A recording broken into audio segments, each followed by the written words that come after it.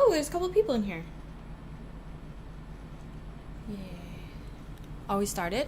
Mm-hmm. So they're still waiting for us. We didn't appear yet. Did you give me privileges? No, not yet. Okay. Is that us? Mm-hmm.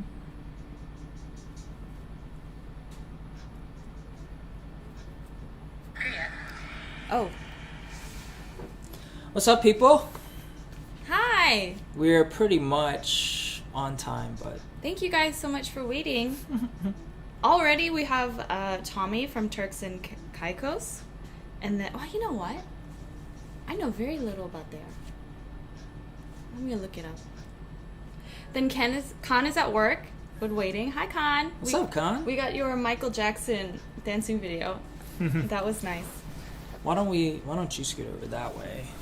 And then, How's this? I like it. Then Alec from Cali. Hello.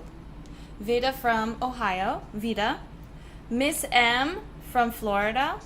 You know what? That sounds like if you say Miss M from Florida. Sounds like you're a beauty pageant contestant. Kome, hello. Wow, it seems many people know each other. What's up, people? That's Yeah, pretty that's cool, man. Let's see. No Name. Hi, No Name. It's like the character from The Graveyard Book by Neil Gaiman, where the character's name is Nobody. It's like a book character. Hi, Cam Cam. Let's get the technical difficulties out of the way. Oh, there's always something. Our reputation grows. Now we were pretty much good today. Mm-hmm. Just hit the start button like 2 minutes late. Yeah. I'm telling you, like, we're gonna like come up with some fancy little intro, or maybe even a countdown. Like some of those fancy streams has like the 5-minute countdown. Oh, and then you have to make it. And then we have Yeah, to be instead on of just time. the awkward, we start. Are we on yet? Can you hear us? Then Right. 2 from Vietnam. Hi. Great to have you guys here. Embryola. Oh, it's always interesting to know that people are all over the world, you know? Yeah. Being part of the live stream. Are you trying to give me rights? Is that what you're doing? Like, which I don't know how to do. Access to the video as a, what is it Moderator? called? Yeah, as a moderator. Not rights. I have lots of rights already. Let's see. We got our coffee, as usual, in my favorite tumbler. Always use tumbler for takeout coffee. And Tell the people what we got. You don't even know what we have, huh? yeah, and bread. It's the same bread from last time. So we have gorgonzola. This is from a bakery from across the street. It's gorgonzola cheese and honey bread. This is a croquet. Is that how you say it? Croquet? Croquet. Like ham and cheese. And then this, you guys can't even see it, can you?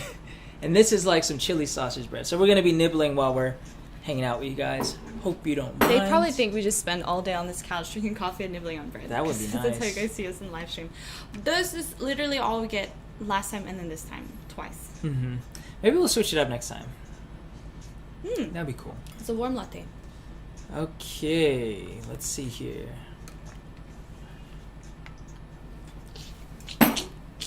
We're gonna just hang out, wait for some more people to pop in. Do you guys like my dress?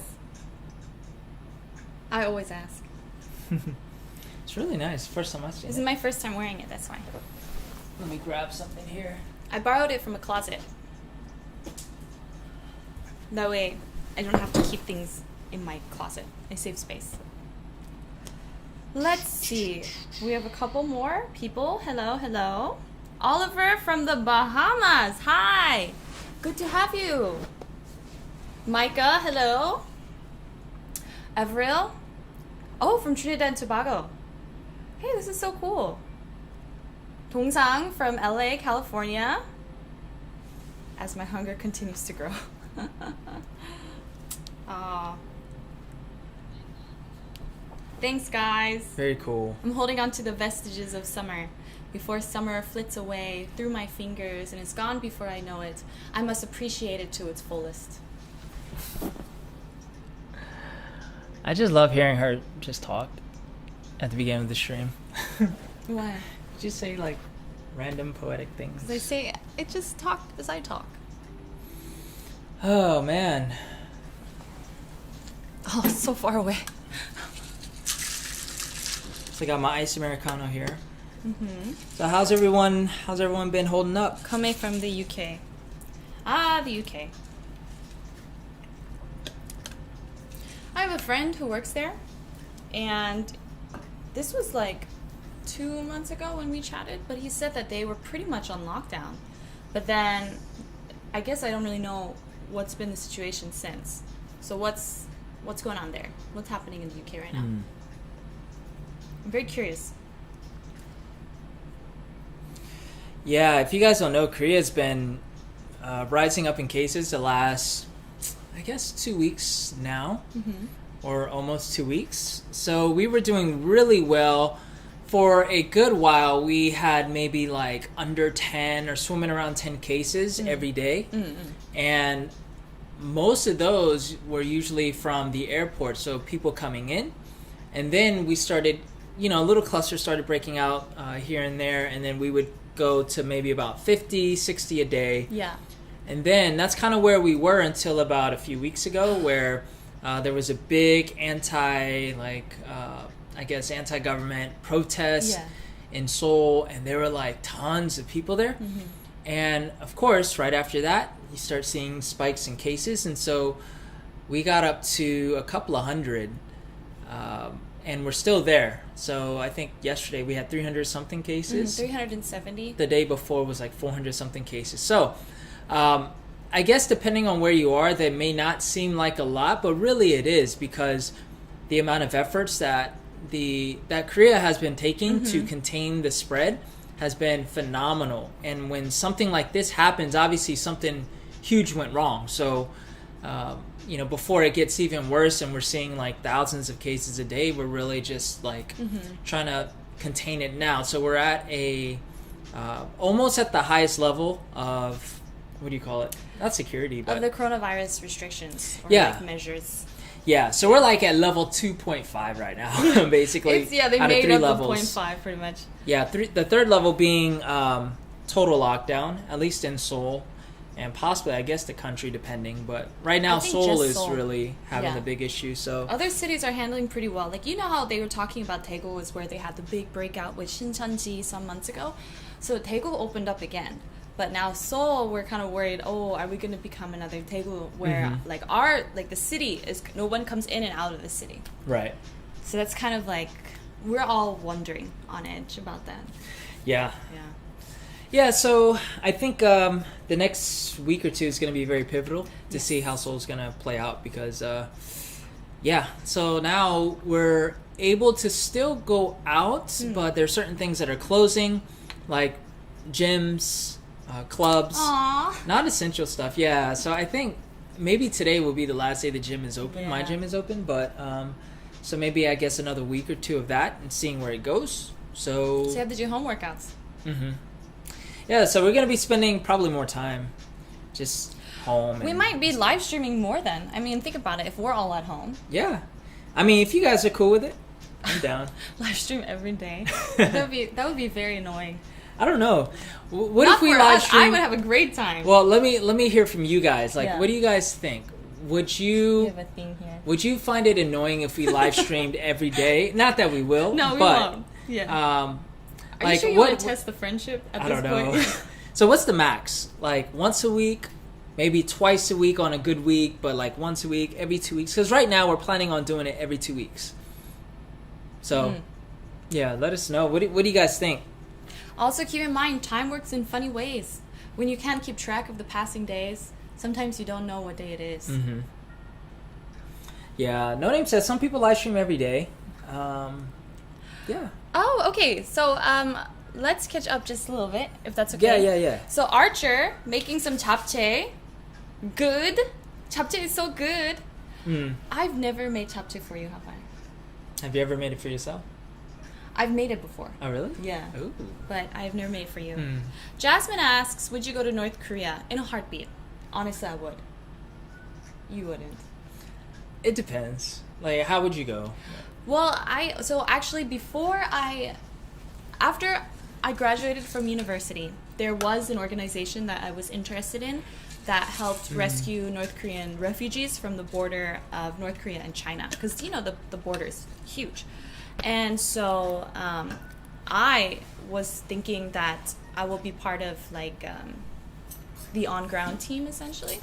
So that was something I really wanted to do, because I think if you have Korean passport, you can't. Right, South Korean passport. Yeah. Yeah, I'm pretty sure But you can. because of how I look and also being able to speak Korean, but I had a US passport, then I thought this would be ideal. So I had contacted and was in touch with the group to see like, how can I be part of your team? Yeah. So I would still go. Even if not in those cases, I would still have to go. So would you go as a tourist? I mean, so there are, Yeah. I don't know how it is now. I think it's probably more restricted now because of everything. Of course, but yeah. But they do have like tour groups. Yeah. Like, I've seen tons of videos of Groups. people going to North Korea, and they're usually going through. Well, I've seen a lot of like U.S. citizens going, but I think other countries can go too. But it's very heavily like controlled, the tour, and they're very particular on where you go, The what they people you show see. you. Yeah, Yeah. and I guess they do allow cameras and stuff, but they check everything before you leave, and I guess throughout the whole time. So it's very controlling. Yeah. So would I go? I guess if I felt like it was a safe enough tour or So something. you can't go just because it feels safe. You have to go for the thrill. I'm good. Man, they crazy. Well, no, I don't want to say that. It's a very complicated situation. I would like to like go just to see how it is, because it's mind blowing that literally 70 years ago, it was. Well, I mean, a little over 70 years ago, it was like one peninsula. There was no north and south. And so just to see how much of a difference maybe 3 generations has on these two countries with totally different governments and ways of living, that would be interesting. Yeah. Yeah. Because it's like people say North Korea is our family. We are all Korean.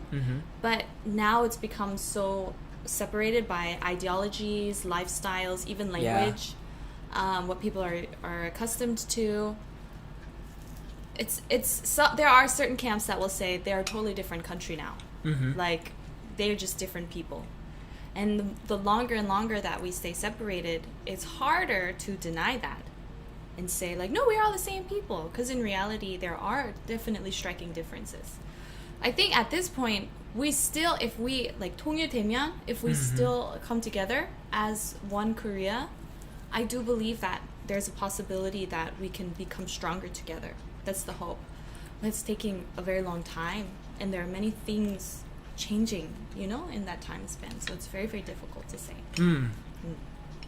I don't know if that's the right topic for today, but I mean, it's interesting for sure. Yeah, I mean, the younger generations have less of a connection to North Korea. So there's been, hopes this whole time really of unification, of bringing the peninsulas together. But I think the longer time passes, the less support there is for that from especially like younger people. Because the older generations have more ties to North Korea. Whether it's family or just remembering that time period of separation. And, other people, they just believe that the Korean people should all be together, North and South. So it's a very... but if we absorb them back, North Korea, if we absorb together, there's going to be a big economic downturn initially. Yeah. Because it's a big sacrifice the South would recompensate. have to make. Right, and I think that's why younger people are not so inclined, because we've struggled so hard already. And then now it's like, now we have to do this too, right? Right. But the biggest thing is a difference in ideology. Yeah, that's I a think. big thing. So I don't know how to fix that on a grand scale, on a national scale. But yeah, as far as like visiting, yeah, if I feel like I could be safe in going, because like even just going is risky. Would you take pictures? Yeah, of whatever I'm allowed to take. Hidden but I cameras? think no, I will not. Really? Nope. I just saw a comment. Someone says,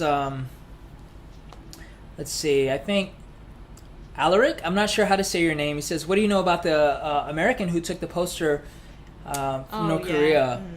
I remember hearing about that. That was what, just a couple years ago? I don't remember the details, I don't but think it was years ago. Didn't he get caught and he's like arrested or he's like he can't leave North Korea? I can't remember the situation. I just kind of remember generally, but I'm not trying to get caught because there's gonna be like no one's trying to get caught. I know, but if you're trying to sneak footage and stuff because they're gonna be checking you heavily. Like for me, I'm good. I'm good. I'm gonna follow the rules. So 보들보들 안녕하세요. 오늘 라이브에 참여해 주셔서 감사합니다. And then some people live stream every day. I just jumped back a little bit. Monica Lee says 3 times. 3 times a day, Monica? You want us to do breakfast, lunch, and dinner? I'm just kidding. Oh, streaming? Yeah. Streaming 3 times a week? Oh! Or 3 times a month? Or what if it's that just would like be fun. 3 times a decade? Like if that was our full-time gig, just to like live stream? That'd be fun. Some people saying once a week, every day. Depends on what you do. Very wise answer. Archer, I recently found your channel and love you guys, so appreciate any and all content. Thank you so much, Archer. Awesome. I really love that name, Archer. Archer's a great name. Archer. I like that. Archer. Such a cool name. Let's see. Oh, Oliver was telling us the surge in infections are happening all over, including in the Bahamas. Oh, that really makes me so sad. I mean, of course, it's terrible that it's just happening anywhere, but I mean, you would never expect in the Bahamas. Come on. I hope you guys stay well and safe. Let's see. Monica, I hope you don't find me rude, guys. People are like, are you going to eat without sharing with us? So here. Monica, do not ever get caught taking pictures or stealing propaganda things. No. I wouldn't. You would be one to get caught. No. I say that, but I wouldn't. Yeah. I just talk big game. And then I have to try to rescue you, and it's just going to be... Cam suggests mukbang. I think you suggested mukbang before. It is something we've considered. You know, we should. I think Jasmine might have missed what we were eating. So, this is like from a bakery across the street. This is gorgonzola. It's hard to show you guys without it spilling over, but got some gorgonzola bread here. It's kind of like a baguette. And so it has like a little bit of honey, gorgonzola cheese, chili, hot dog, croissant bread, and then like a ham cheese croquette. Am I saying that right? Croquet? Croque. Let's see.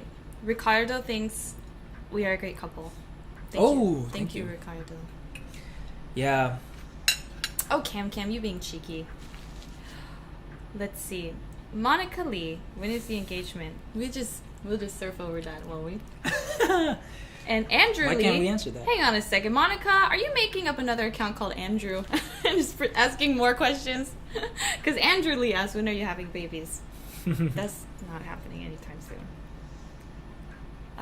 Let's see. When will you guys meet each other's family? Miss M from Florida. Let's see. Miss M asks. Honestly, I really wanted, I think both of us wanted a proper introduction.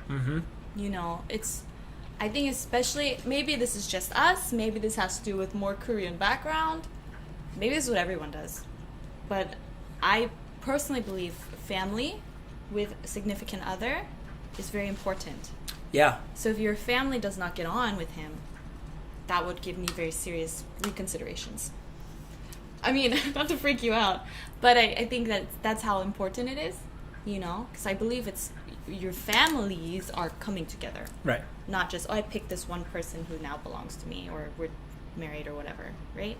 So I think meeting families, well, we really wanted like a proper meeting.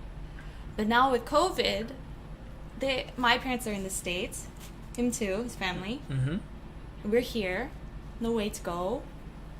So... Yeah, we wanted to go a couple of months ago. Yeah. But it was not possible. We thought about it. Yeah, so hopefully sometime next year in person at least. So we're thinking that the first initial meeting would have to be Over Zoom. yeah, and it's unfortunate, but Zoom. what can you do? Zoom. Is that a song? Yeah. Zoom. Zoom. Zoom. Zoom. Zoom. Zoom. Zoom. Yeah. Zoom. Zoom.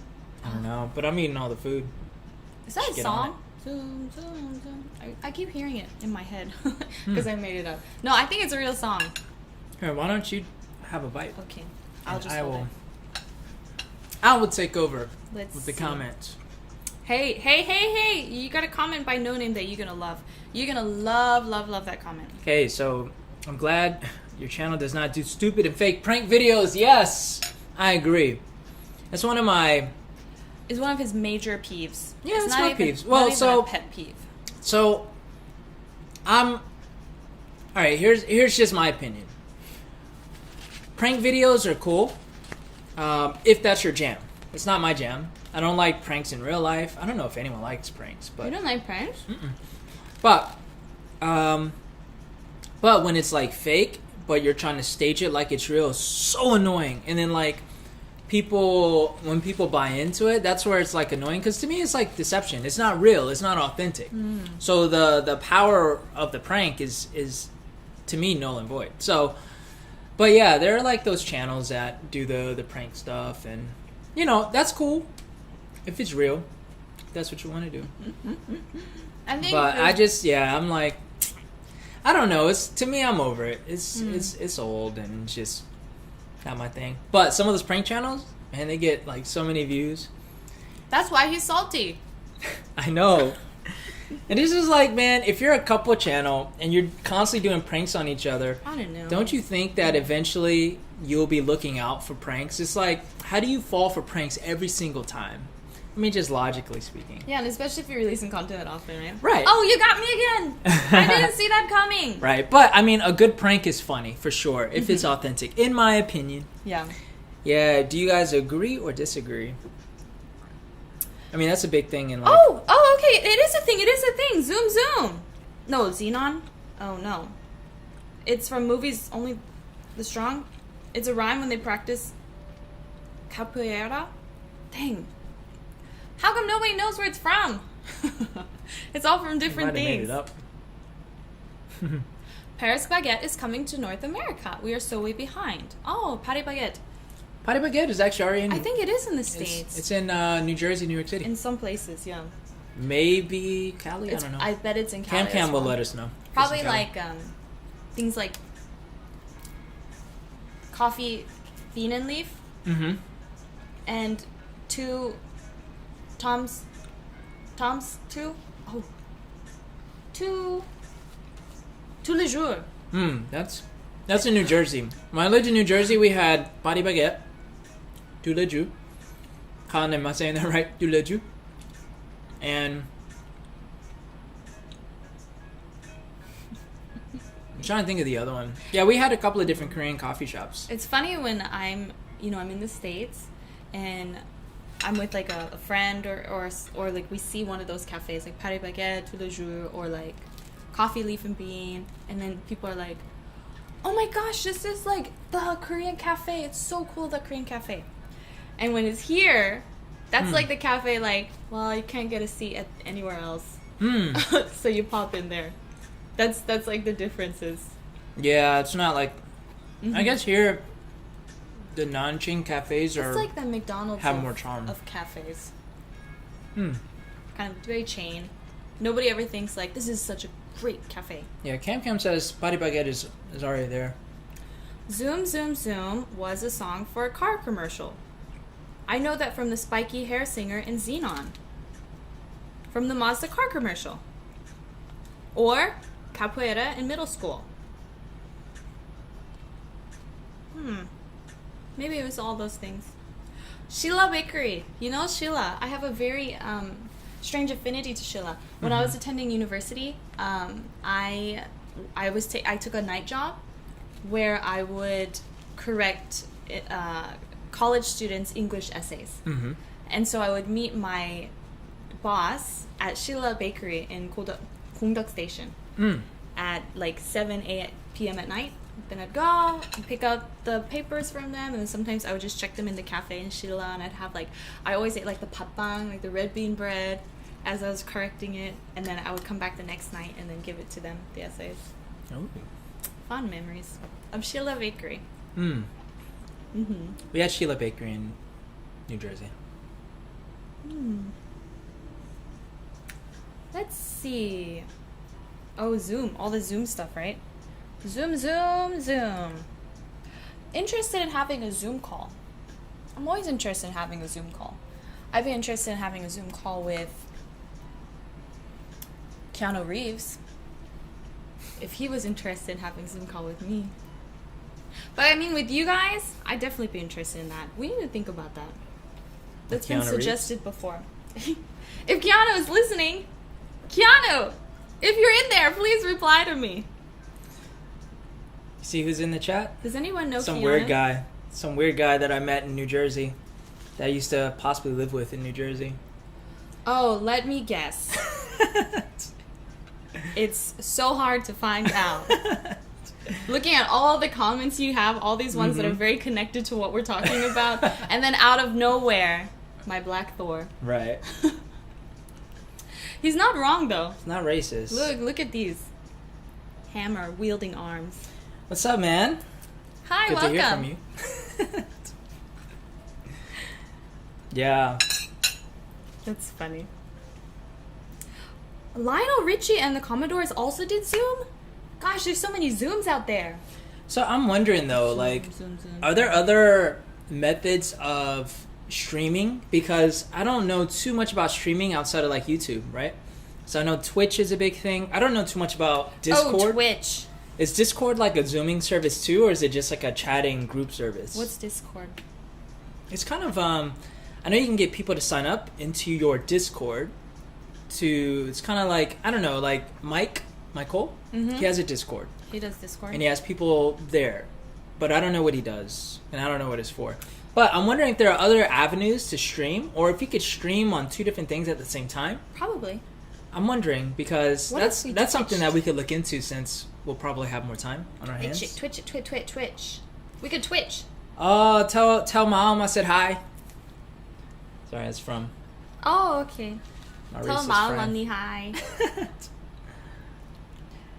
Oh, let's see. Keanu Reeves. Maybe no name is Keanu Reeves. Maybe that's why he's hiding his name. Mhm. No name is like, I am Keanu Reeves. Yeah. So Discord is voice channels. Not sure what that means. Voice channel. Teams and Skype. Oh, interesting. And also stream on Facebook and Instagram. Yeah, I did my first official stream on Instagram. I had like 8, 9, 10 people in there. That's something. It is, but it's it feels a little less interactive. No, I wouldn't say that. I just felt a little more awkward. I think I have to get used to it. On Instagram? Yeah, I want to live stream on Instagram a little bit more. I only live streamed once on Instagram ever. That was during Seoul Fashion Week. That was pretty fun. Yeah. Let's see. Twitch is good to stream with. Mm-hmm. Wow, it's great to have you guys on here. So, yeah, I've only heard about Twitch. I only know about live streaming on YouTube and Twitch. But I've never been on Twitch. But I heard it's primarily for gamers. Right? Mm-hmm. And I'm not a gamer. I'm the worst at video games. Maybe that's why it would be fun to watch. Well, I don't think it's just for video gamers though.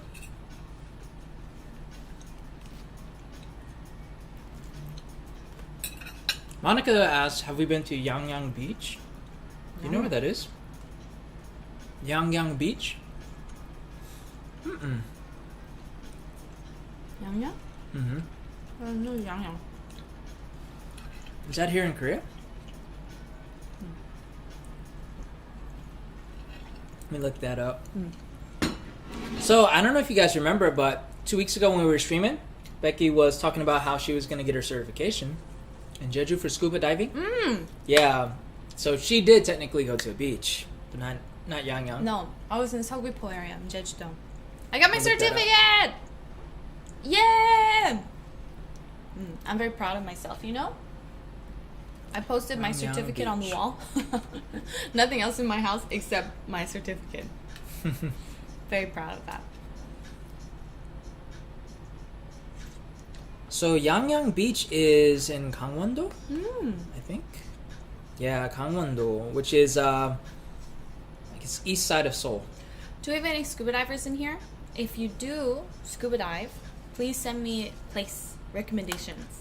Some people were already messaging me saying like Okinawa is a great place for scuba diving. My friends in the Philippines, of course, are always telling me to come now that I've got my certificate. But once Corona passes, I'm just gonna travel and scuba dive everywhere. Maybe I'll just swim from location to location. You should come. You should join me. I gotta get certified though. You should. You should get certified. Man, I gotta take that long class. I'll do it. I'll do it. Don't say that unless you mean it. I might do it. If any scuba I'm not divers scared of there, water or anything. let me know because I really want to know some good spots. I have like a handful of pockets of friends here and there recommending places. But woo! So Yangyang is good for surfing, according to Monica. So we gotta look into that. Because once all this blows over, we're gonna definitely be traveling Korea a lot more. And we're gonna be filming content too. Yeah, So. that's the hope. You know, this is why I really don't want to go to level 3 restrictions because I really want to go to Jeju-do with you. And we can go and just film all this beautiful stuff there, show you guys what's on Jeju-do, what it's like. Because life on Jeju-do is very different than here in Seoul or other parts of Korea too. So it would be really cool, you know, to show you. To show me, to show them? Yeah. Yeah. Yeah. Yeah, that'll probably be the next trip. Mm-hmm. And that might be soon. Yeah, once Seoul calms down a bit, I think Yeah. we'll head out. Yeah, like kind of like some travel Yo, it's vlogs. super cheap because for those of you guys that don't know, Jeju-do is an island south of Korea. I mean, it's like right off the coast basically. But to get there, it takes maybe 45 minutes from Seoul, right? On a flight? Yeah. Yeah, and from Hongdae area, Hongdae to the airport, it's not even Incheon airport, it's Gimpo. So it's much closer. It's literally 15 minutes by subway. So the price can be as low as like $20, $30 round trip. Even lower. Yeah. But Depends on the season. yeah, so we're definitely gonna hit it up. Yeah, we'll have to go. Archer was saying scuba diving is kind of scary because of the bends. Yes, it is very scary. Let me tell you about the bends. Can I tell you? Did I tell you about it? I don't know. Okay, so basically, air is consisted of oxygen and nitrogen. It's like a 70-20% split. And as you dive into the water and the deeper you go, the pressure increases. And actually, it's kind of like circulated oxygen and nitrogen is released through your skin. Like that. But if there's too much pressure, it releases much slower than it does here in the air. So if you're deep under the water and you're swimming, and you're at a very certain level, and then you're there for a certain amount of time, your body has absorbed the oxygen and nitrogen. And then if you swim back up to the surface too fast, the pressure decreases, but your body doesn't have the time to release it out of your skin, then you hit the surface. That's called the bends, because it's still trapped inside your body, and it can cause severe sickness and even death. So bends are very dangerous. That's why when you're swimming at a certain level, maybe like 40 meters, 30 meters, when you go up, you have to do stops, safety stops. And so you go up there and you kind of like hang around for like 3 to 5 minutes, and then you go up at, I think like 10 meters, 5 meters, and then you just like hang out there. And that way your body gives time to decompress from all the pressure. That way you don't get the bends. Man, that sounds scary, man. It is scary, yeah. That's why, like, if you're in a situation where you're like really low in the water and then you have to quickly ascend, it's very dangerous because of the bends. Yeah. It's been interesting. You also have some more. Let's see, Australia is a good place apparently. Oh, Scuba great. dive. Okay, Chicago Low, by the way. Hello, goodbye. Please take care of yourself. Yes. Yeah. Australia, of course. So, like I said, like one of my onnies, I guess I didn't say this. So, like I didn't say, one of my onnies lives in Australia.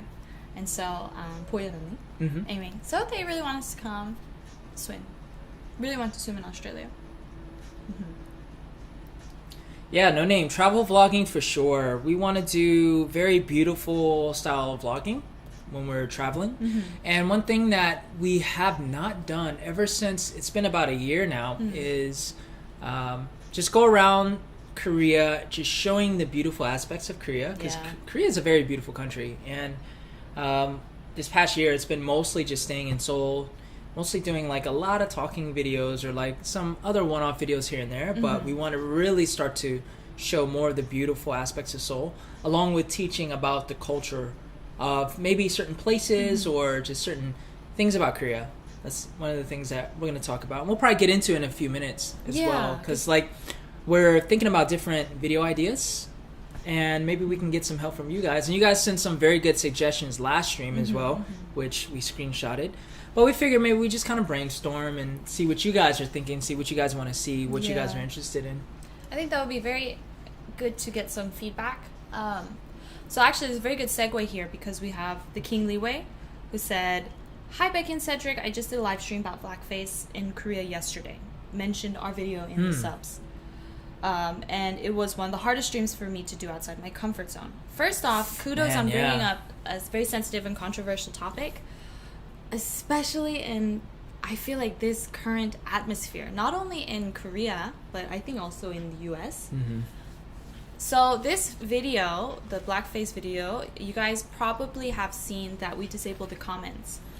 And there was a reason for that. And it wasn't because we're scared of what people say or we're offended or none of that. In fact, it's very important for us to read these comments, and we still see them, even though we've disabled them. So the ones that are there, we've been reading through all of them.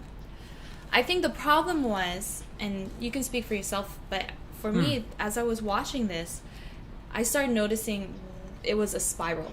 We are not becoming a healthy discussion center, which the comment section ideally should be, even though we know it's not, ideally should be a place where people can put their input and opinions and other people can respond. And maybe they have different opinions, but the important thing is if you come at it from, let me see why you're saying that and try to understand. When you come at that kind of angle, it's very productive and very constructive to have this kind of discussion happening.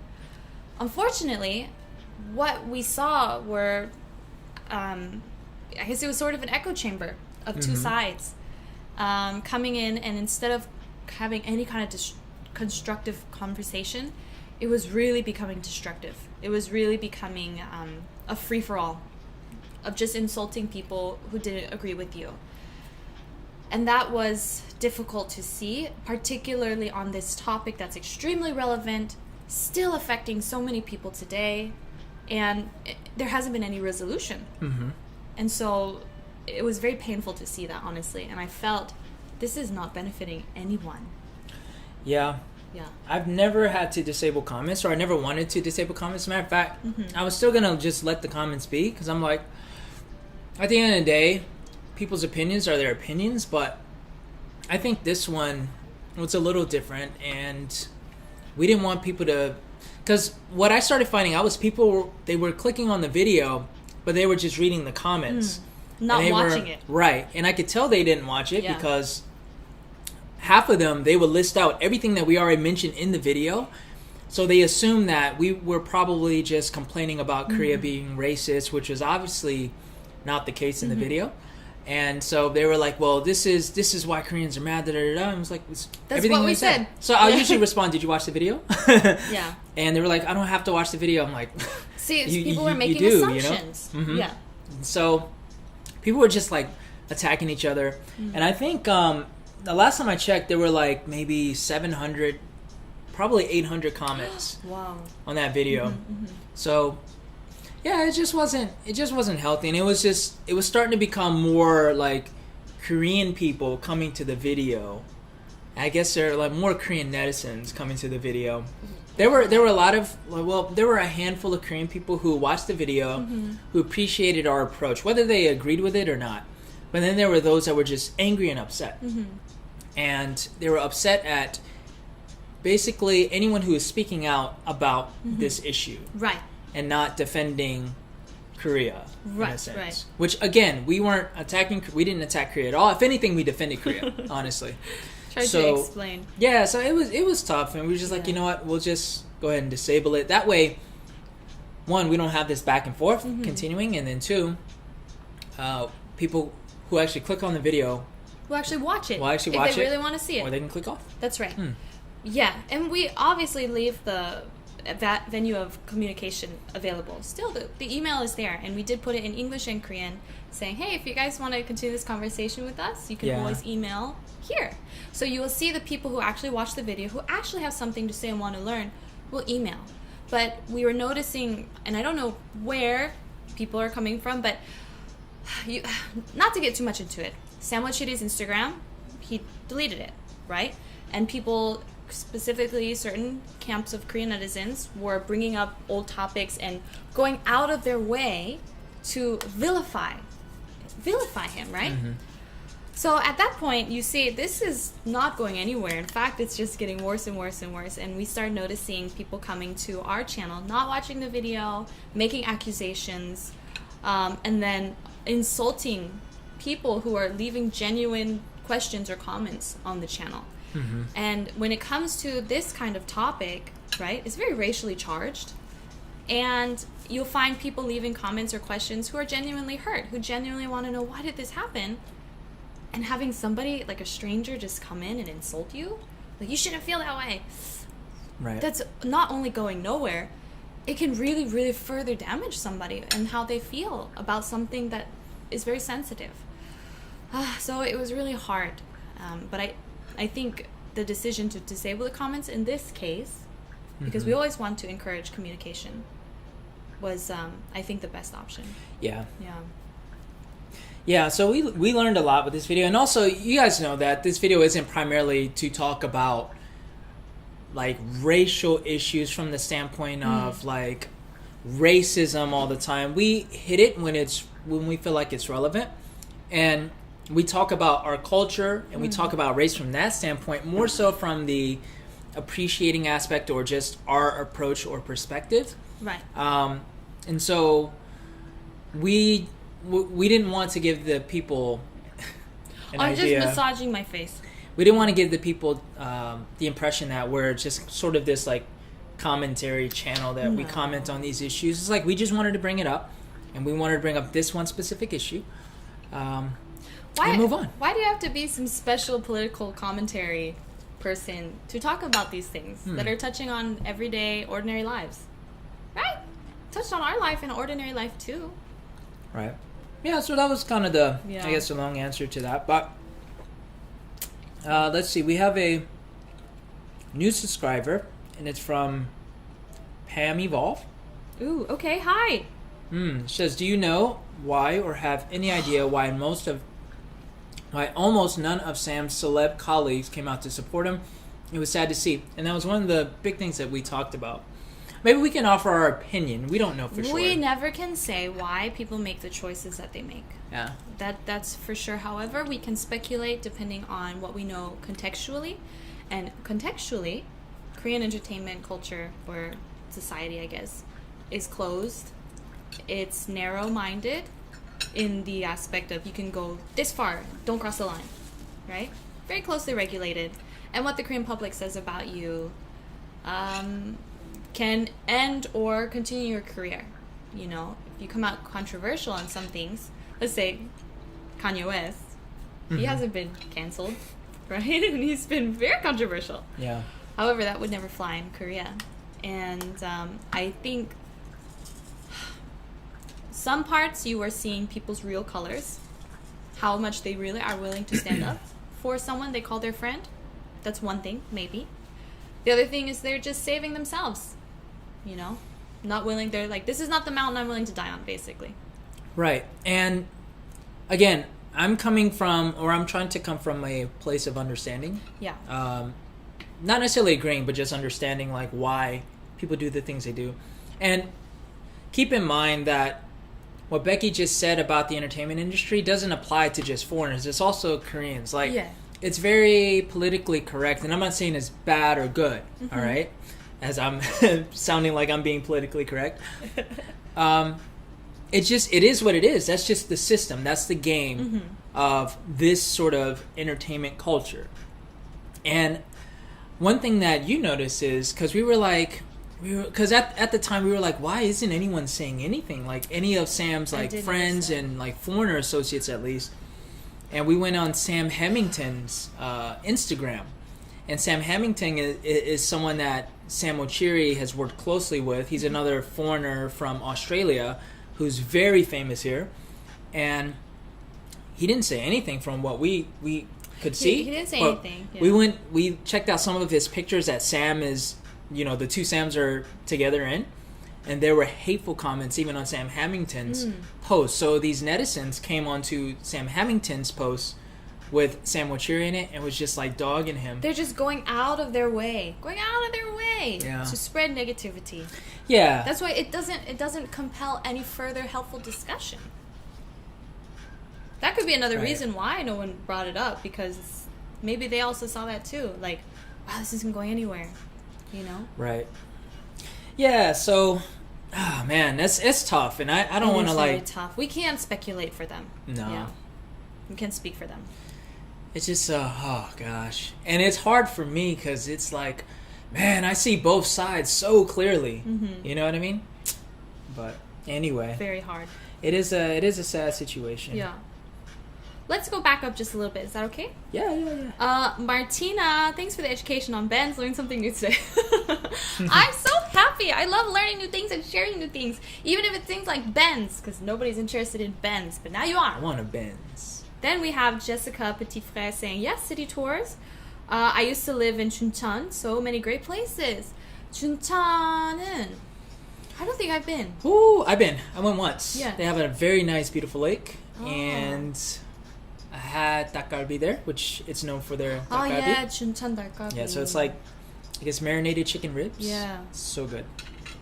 We'll You're have not to gonna go eat there. anymore? Oh, I'm done. Yeah. Dang. I literally ate like most of this. Yeah. Jay, are you a diver? I didn't know that. Yes, Jay, I'm now officially a diver. Let's see. Love. That's a great name. Best couple ever. Thank you. Enjoy your life experiences. No pranks. Just leave a legacy. Mm-hmm. Wow, you need to put that in your next song. Instead of Seize the Day, his song would be No Pranks, Leave a Legacy. Maybe that should be how we sign off the video now. Instead That's of like, powerful. remember to always seize the day. Peace. You'll be like, no pranks. Peace. Legacy is huge for me. Yes, that is big for you. I didn't know that there are racial tensions also in Korea. Things are really bad in America and some parts of Europe. Yes. Of course, depending on who you ask. Because everybody's living in their own circle of living. Right. But from our point of view, from what we see and experience, yes. Yeah. But again, it's all different. It's different. Like the race, like how race and discrimination, let's just say how race and culture is viewed here is different from how it's viewed in the West. So, yes, there's racism everywhere, of course. Yeah. But it's expressed and even viewed differently. That's right. From like America versus Korea. So you have to really, in both ways, like in America, to understand racism today, you have to know the history. You have to. Yes. To really get a better understanding. Same thing with Korea. You have to know the history. And I think, because I know a lot of people, I won't harp on this too long. I know a lot of people are, they hear about Korea or Koreans being racist, and again, they are. Not they are, but like there are Koreans who may be racist, but you have to understand, okay, maybe why are they racist, or why do they have this mindset? Yes. And it doesn't justify anything. Right. It's just saying you can have a better understanding, which in turn can help you have more empathy. Yes. Yeah, because I don't think all Koreans are racist. I don't think Korea as a country is racist for the sake of being racist. You know? Yeah. It's a complicated thing, and it's something that I'm willing to maybe dive deeper into over time, because I'm really researching and studying and really just trying to get a very solid understanding of why, Koreans think the way they do, which I have a general understanding, but I want to dive deeper. It's very dangerous to offer commentary on something like special racial issues in different countries without a full understanding of the context in which it's happening. And I feel like the reason when it comes to racism, all of us feel like we have a right to say something and a right to fight against that is because to some extent, many people have experienced racism in their own lives. So they're saying, I know what it's like to be, you know, someone being racist against me. I know what racism looks like. Therefore, I have a right to comment on this. I have a right to say something. Which, in a way, it is true. But the problem is racism rears its ugly head in many different forms. And it looks different in different contexts, in different cultures. So I feel like, especially at this incident of the blackface incident with Samochiri, that's why it was even stickier and messier, because you had some people saying, like, I know what it's like to be black and people being racist against me, therefore I can say something about that. Right. But then in Korea, people were also speaking from a different type of context, of a different form of racism, and they were colliding over this one term, 인종차별, racism, right? Because this side is saying, like, that's not racist. This side is saying, that is racist. Yeah. But neither had an understanding of each other's context or Right. cultural. So therefore, we're just spitting commentary, but we're all coming from totally different views, totally different worlds, and there's no way to find a middle ground. Right. And I would argue that both sides generally are right. Yeah. You know what I mean? I will agree with that. And that's the challenging thing. But if each side is not willing to open up and to at least allow for the possibility of another perspective on it, then there's no conversation to be had. It's just going to be frustration and anger. And that's understandable. But I think in order, if you really want to have a productive conversation to move this forward between any opposing parties or any parties that are offended or whatever, you have to be willing to actually have a conversation and learn from each other, and then base your decision on how you view it after that. Yeah. Easier said than done, for sure. Especially for those who have Especially been the victim. Right. That's what I was going to say. Yeah. It's so hard, and I get it. So I understand people who are maybe angry and don't want to hear the other side because their perspective is their reality, and maybe they're projecting their reality on someone else, but that someone else may not have that reality. Like, I get it. Absolutely. Yeah. Man. But yeah, this is something I'm not afraid to tackle these issues, but I do find the importance of being able to articulate it and being well read, well studied in it. Yeah. In terms of historical context, because then that really, really does help. Yes, it really, really does. If anything, I believe education in its many forms inspires empathy more than anything. And I believe that is something you can't just read about. You have to experience it. And in having then grown this empathy, you're able to really get into these difficult topics. Is my opinion. And Jay says, I'm a certified scuba diver too. I am also Patty certified. Oh, wow, that's cool. We're Patty pals. Nice, Jay. Jessica Petit Frere, you should record yourself at different festivals. I love all the festivals in Korea too. Agreed. I love festivals in Korea. We would love to, but there's no festivals. Oh, man, yeah. They're canceled now. Yeah. From what I know. At least, in Seoul. Other parts of the country, Man. not entirely sure. But yeah. Mostly everything. Yeah. One of the biggest memories I have is when I first visited Korea prior to me moving here. Man, are the festivals. Oh, I love it. So, yeah, once they start opening up, we'll definitely hit them up and record them. Oh, gosh. There are so many great comments here happening. Let's see. The King Liwei seems to be doing his research. Yeah, I know King is well versed. He still has my book. I have his book too. Oh, okay. The Birth of Korean Cool. Right. Yeah, we got to make that exchange. Yeah. But yeah, The Book of Korean Cool made an appearance in one of my posts. I used it in my flat lay. Yeah. Because the color is so pretty, bright blue. Yeah, but no rush on that, King. But yeah, King is definitely he loves history. He's taken African American history courses in college, which is phenomenal. That's great. Glad to hear that. Yeah. And watching different sources on the history of blackface, which is cool. And I think everyone, at least in America, I don't want to project this on any other culture or country, but at least in America, that needs to be part of the curriculum. Because as you mentioned, you don't remember hearing about it or learning about it in school, which is the problem with the education system. Right. So Right. I think that should be a big part of it. Totally. Yeah. What's up? This is too sad. I'm so sorry. Chadwick Boseman. Black Panther. Oh, for real? Wow. No. Okay, all right. I'm so sorry, guys. I won't look into it now. But Dang, yeah, it's confirmed. no, I love him. Dang, y'all. Oh gosh. Okay, all right. I'm sorry. I Yeah. won't. Rest in peace. Oh man. Yeah, let's oh man.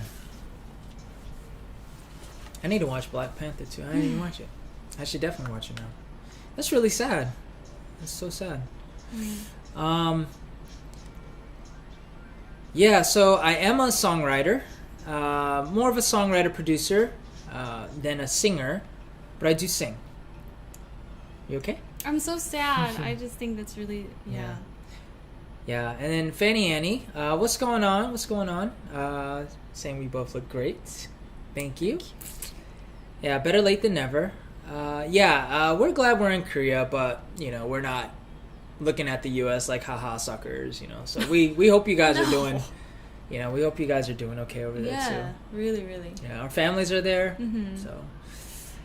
Yeah, and Alaric says, what is the history of Korea and racism? So I think before you answer that, look at all his comments here. So what is the history of Korean racism? I fundamentally do not understand how a homogeneous society is racist.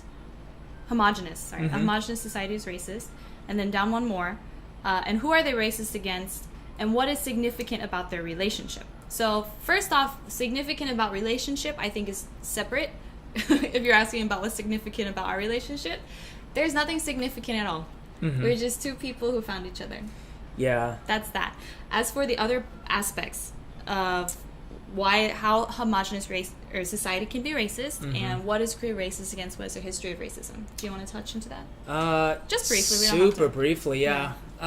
There's no way I can answer that right now in totality, but I'll offer a couple of things just to think about. So if you know the history of Korea, at least for centuries, Korea has been a peninsula known to be just to themselves, minding their own business, living their own life in their own culture, with their own language. And we'll just go back a couple of 100 years to where different countries, because of their location between like Japan, China, they were very susceptible to being, I guess, attacked or kind of like bullied, right? So you can look at it like Korea was a bullied nation during different periods of history. Most recently being, and this can be a touchy subject, but with Japan in 1910 coming in and basically annexing Korea and taking over and yeah, I don't want to get into details because that could be for maybe another video, another live stream, whatever. But basically, they were under Japan's control, and they came into Korea and treated Koreans very poorly. Really badly, yeah, really, really badly for 35 years. Yeah. And so that's why there is a lot of tension even still between Korea and Japan. Even though technically they are allied nations, they are still like emotionally. It's the history. Yeah, it's the history behind it. So Korea has just, I guess, if we can personify Korea as a person, it's just a person that's just been bullied for so long and has never really bullied any other nation. Korea has always been very peaceful amongst itself and kept to itself historically, but consistently over the years has been attacked, invaded, oppressed. It's horrible to see that. And even that oppression was not even lifted until, Korea, Russia, China comes in, splits up Korea into North and South. So even that shows how Korea's small, again, if you put in a person on the world scale, among all the world global players, very small. Right. And constantly picked apart and even split in half.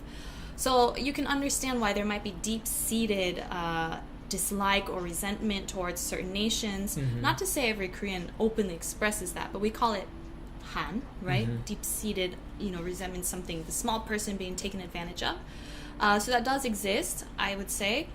And then for other aspects of racism, personally, I believe a lot of it is rooted in ignorance, or it's just rooted in curiosity, right? Or just a little bit of fear, maybe.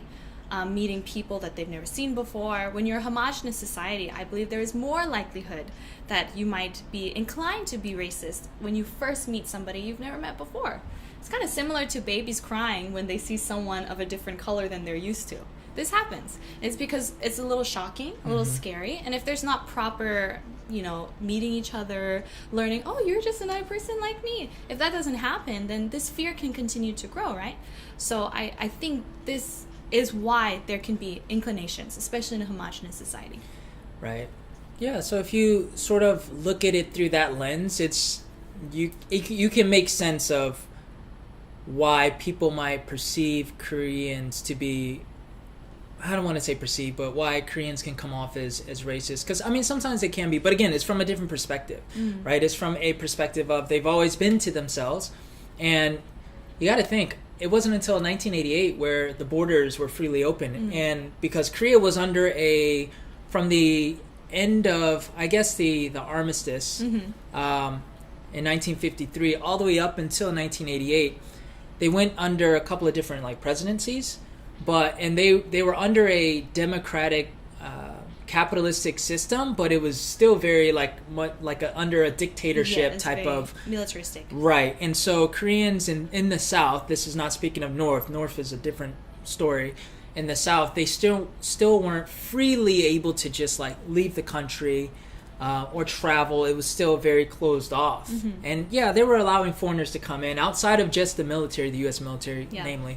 But in 1988 is when Koreans were able to just freely I want to visit the United States, and then bam. Couldn't even travel. Yeah, so that is just, 32 years ago. That's yeah. Yeah, so that's not a lot of time to be super exposed to the world compared to other nations who have been a little bit more exposed. Right.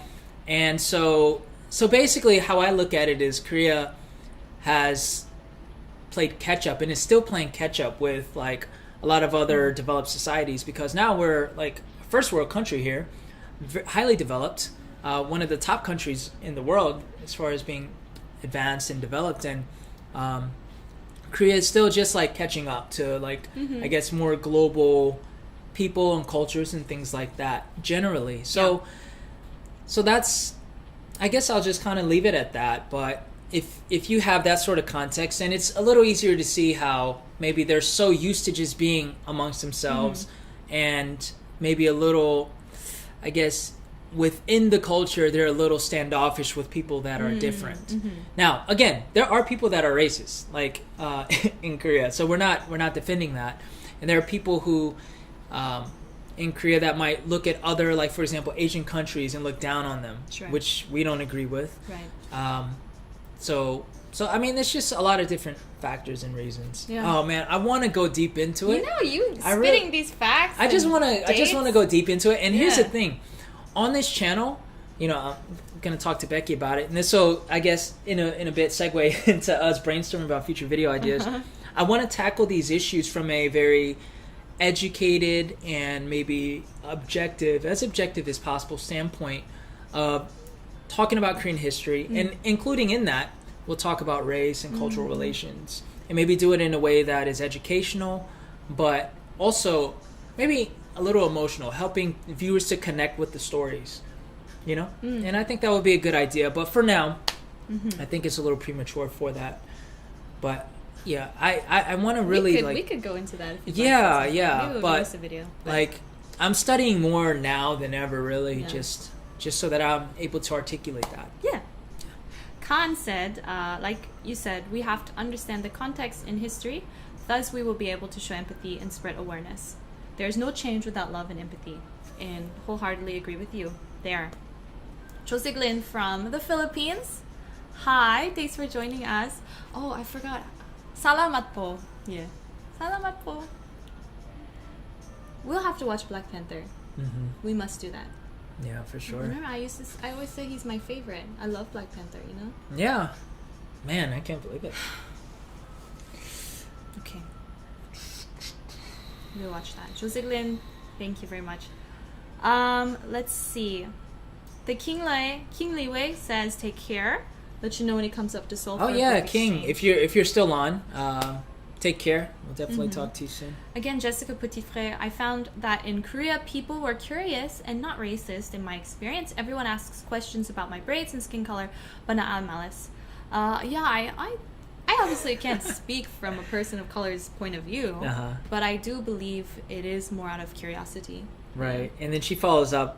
She says, my students have nicknames to my hairstyles, bomb hair or cloud hair for my afro, ramen hair for my twist. I love them. That's great. Yeah.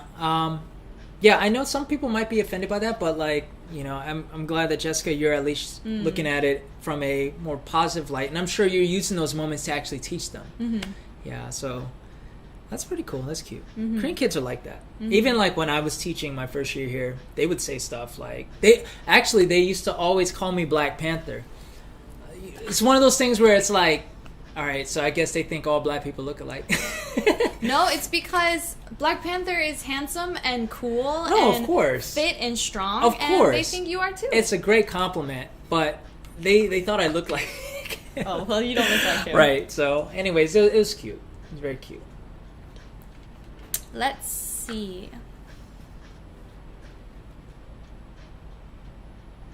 Lots of great comments here, really. Antisocial, the producer. Yeah, I heard a lot of Asian people are curious about black people since our hair is very different from everyone else. You want to know what? Even for me, growing up in the States, you know, I actually watch a lot of videos on my Instagram of black women doing their hair. Really? Yeah, because to me it's very fascinating. Using many products, or how they'll use masks, or the way that they'll twist their hair or do hairstyles. For me, is very interesting.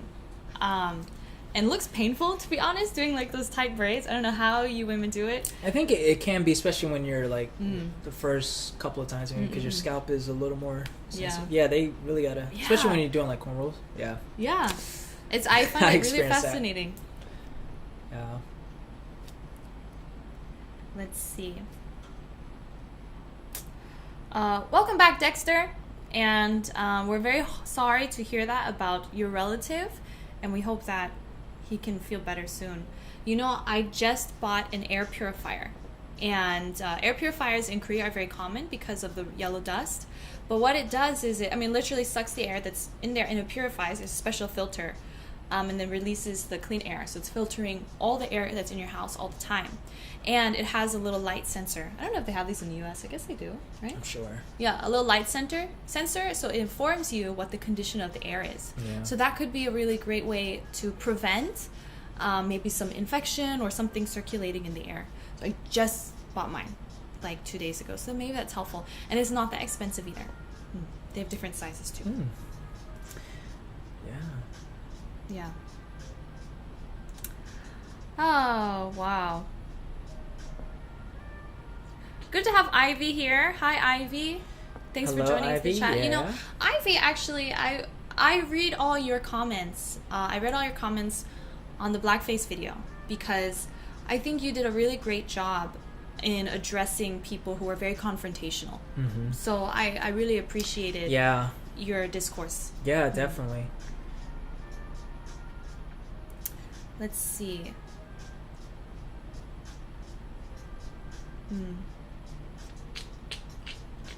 Man, you guys. Oh, Emily, hi. It's been a while. Good morning from Seogwipo. I was just there. I was in Seogwipo last week, right? Oh, yeah. Yeah, that's where I was diving. How did you get through the hurricane? We saw some footage that it was crazy. I heard Seogwipo was hit pretty hard. So is everything down? Everything okay down there? Is everything down? Is everything All down? the trees down? Is everything falling over? Lynn, Daniel, that's a great idea for future videos. This will be helpful for people intending to visit South Korea. So if we want to do that, touch into the history, that would be cool. Yeah. Maybe we should do our own version of Drunk History. Drunk History, Korea style. And we'll have like soju, and we'll be like talking about it, and then you're going to have to wear like the old helmets and like have like the general mustaches. Yeah, I don't know how many people would appreciate. I know a lot of people will find the humor in that. Other people might be offended. But yeah, hey, Rad, yes, I see a comment. Yes, please do. I think that would be even more meaningful now if you, he says, should I continue drawing you as Black Panther? Of course. Oh, I didn't show you it. I saw it and I told him about the sneak peek. I'll show you the sneak peek. Look. I think that's me. Yeah. It's dope, man. Look, BW for my name. Mm-hmm. Wow, how do you draw such straight lines? He's an artiste. Artiste. Yeah. Yeah, Ivy, I relate to you as a mixed black. I may not experience the racism that a darker skinned black may have experienced, but I also experienced it. Yeah, that's true. I mean, it just really depends on like where you are, right? And, I guess the amount of racism, at least in my experience and the experiences of my friends, is correlated to how dark your skin is, because there are like lighter skinned black folk who may not have experienced as much as maybe someone who is a little darker. I mean, it just really all depends. But in my experiences and the experiences of my friends growing up and, you know, where I grew up. But I would agree. Yeah. I feel like because like I might even pass for another ethnicity sometimes. You know, maybe that's one of the reasons why I didn't experience something like some of my friends. Who knows? But yeah, I mean, I think that was my similar experience, Ivy. So bizarre. I can't wrap my head around why you would mistreat someone because of what they look like or their skin color. That's so bizarre. It's built in the system. It's just weird. I don't get it. Our scope says, I feel you. My friend Sarah's mom did not want to buy a Japanese car because of the history. Yes. A lot of Korean people are like that. You know, I mean, not to laugh, but it is like a thing in the States. One of my friends, because she attends like Korean church, you know, has like all the Korean like fob friends, right? We call it just like fob. And her friend was gonna buy a new car and was asking her, oh, I'm gonna get this car, and it was a Japanese brand. And my friend, who is like the nicest, most open-hearted, loving person you'll ever meet, was like, don't get that car, get Hyundai. And when she told me he was gonna get this car, I was like, so like you need to get off that horse too. Yeah, it's still, it is a thing. Yeah, but it's understandable. Like it's pride. Yeah. I mean, you know, it's an emotional thing for some people. Yeah. And it would be difficult for me because I use Canon cameras. Oh yeah. It's Japanese. Oh, Canon. Oh, Sony. Most of the major camera, like Panasonic. Panasonic's Japanese, I believe. Everything. Japan makes really great cameras. Yeah, I mean, Japan was, I think, one of the first internationally to get on the electronics train. And then Korea followed suit. Yeah, and Samsung then started to take over. Samsung and LG. Yeah. Emily, so saw my photos, thank you. Says everything is there, just got some wind and rain. It was pretty light compared to other parts of the island. That's good to know. I saw some really scary videos where it's like the wind was blowing like crazy and there was trees falling over the place. Whew! But we'll visit sometime, Jeju. Not in a typhoon. Yeah, and Rad said he sent me a preview too. I didn't get it. I'm looking for it. Oh, there it is. Okay. See? Oh, nice. Ooh, yours is different. Oh, snap. That's you. Oh, wow. Yo, he got me all ripped. I could tell. Which is very, very close to accuracy. Oh, that's very cool, man. I'm so looking forward to it. That is very cool. Let's see. Ivy Dean. It is bizarre. It's irrational. Yeah.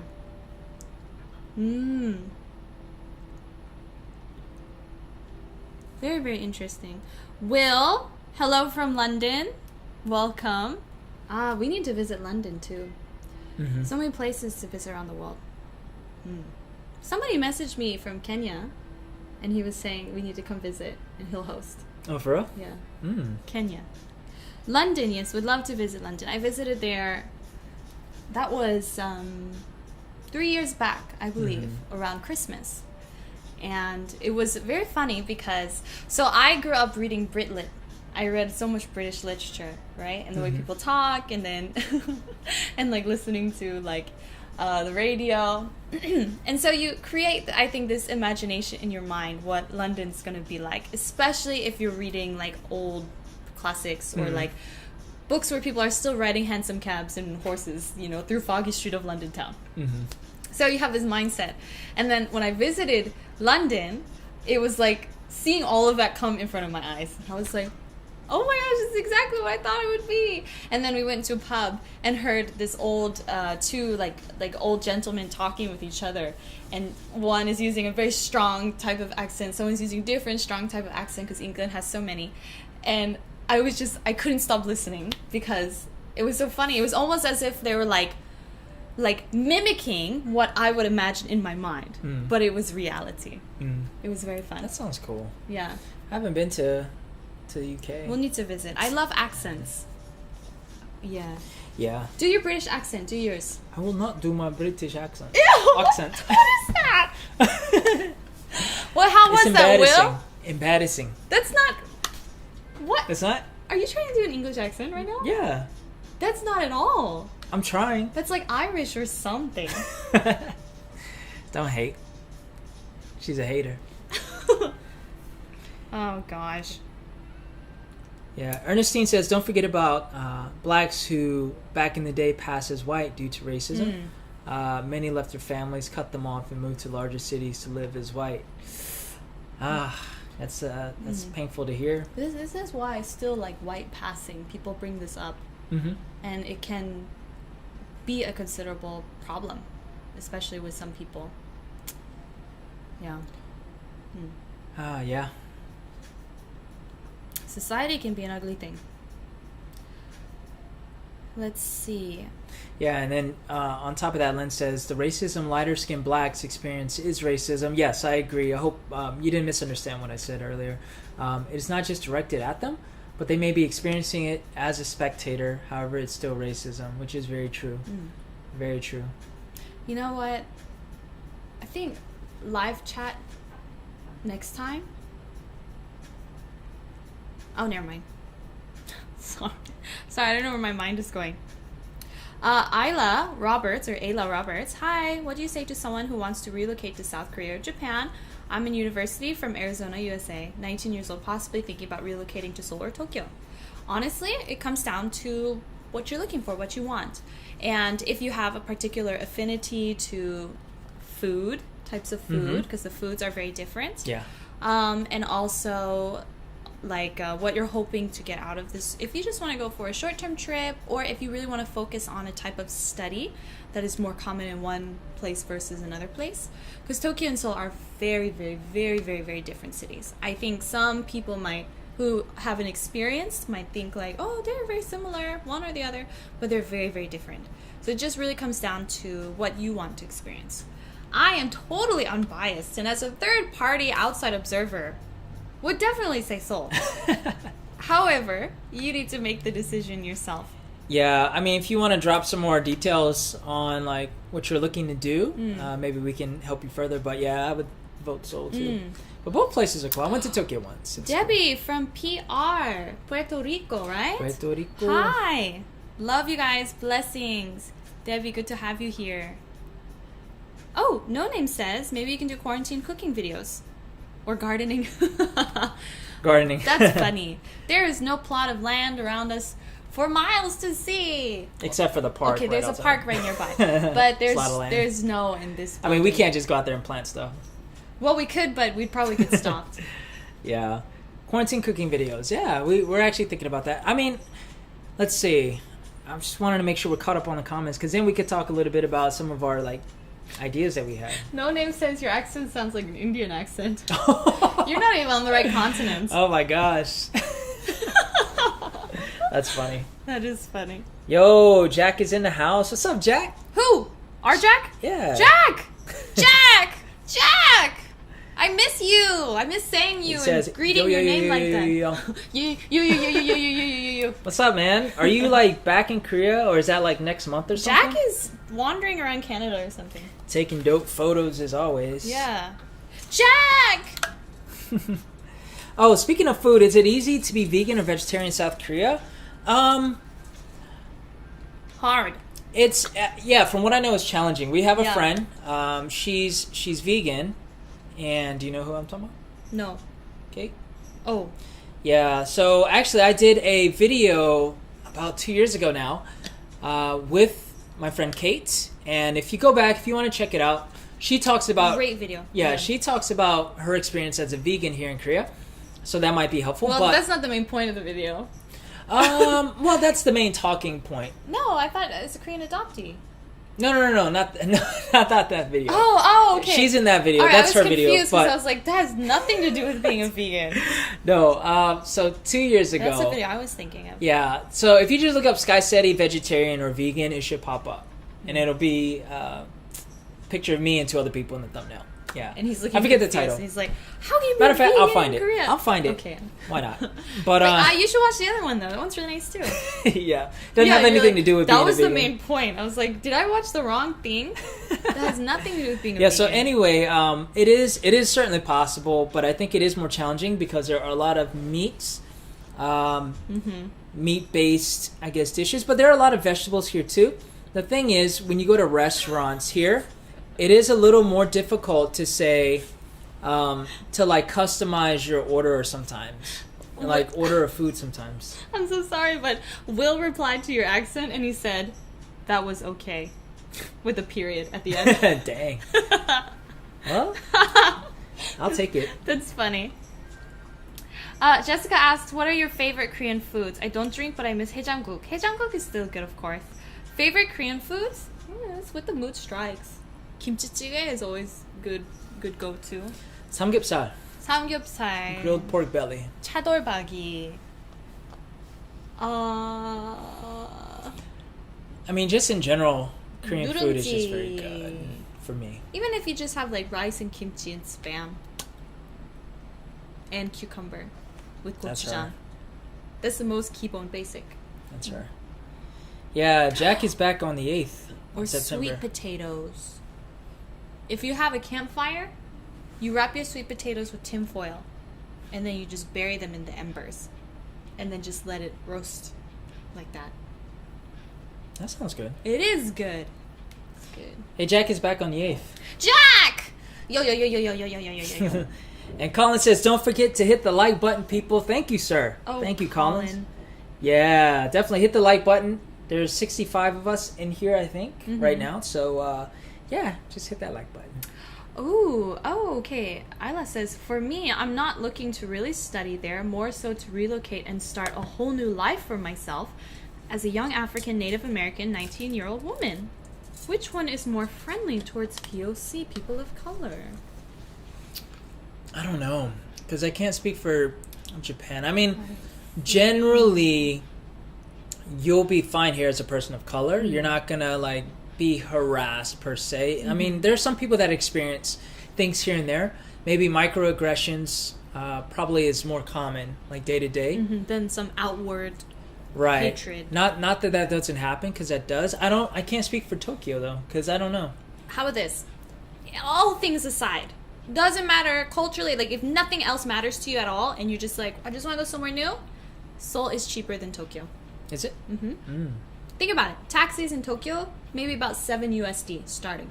Korea is 3. Oh, that's And huge. transport. We're about half price. Transport. Yeah, and public transport, at least the subways, is a little easier to navigate in Seoul versus Tokyo. I agree. Tokyo has like a billion different lines. Seoul has several, but they're easier to get around. They're more connected. Yeah, it makes a little more sense to me. Yeah, but keep in mind that you have to make sure that you're able to stay here for a long period of time with your work or visa status. So that'll be the most important thing. I can't speak for Japan or Tokyo, but in Korea, you have to have a good reason to be here. Right. As a foreigner, whether you're a student studying, getting a student visa, and then looking for work. There's even a visa for that. You're looking for work, but you can't get work unless you're qualified to work for whatever industry you're trying to work for. Right. So just make sure that you have that in mind, because it's not like you can just come and just hang out. Yeah, and just live. Also depends on language too, because Japan is notorious for not requiring English and not wanting, or I guess say not necessarily wanting is the word, but I have found Korea has more English speakers than Japan. And if you are only an English speaker and say you don't want to learn any language at all, which I don't recommend. I do believe that you should study and learn the language of whichever country you're living in. But if you come to Korea and you just only speak English and don't want to learn Korean, there are still jobs available for only English speaker. Tokyo, I imagine, might be a bit harder. I think you would have to learn some Japanese. Yeah, that's what I've heard. And my experience in Tokyo is a little more, less English friendly. Not totally, like there were like English signs and stuff like But that. not really, yeah. Korea, it's pretty much written in like English, Korean, sometimes also Chinese, sometimes Japanese as well. But Japan, like I found just Japanese. Yeah, because a lot of people here, even as a foreigner, and especially in Seoul or like bigger cities, you can honestly survive without ever learning Korean fluently.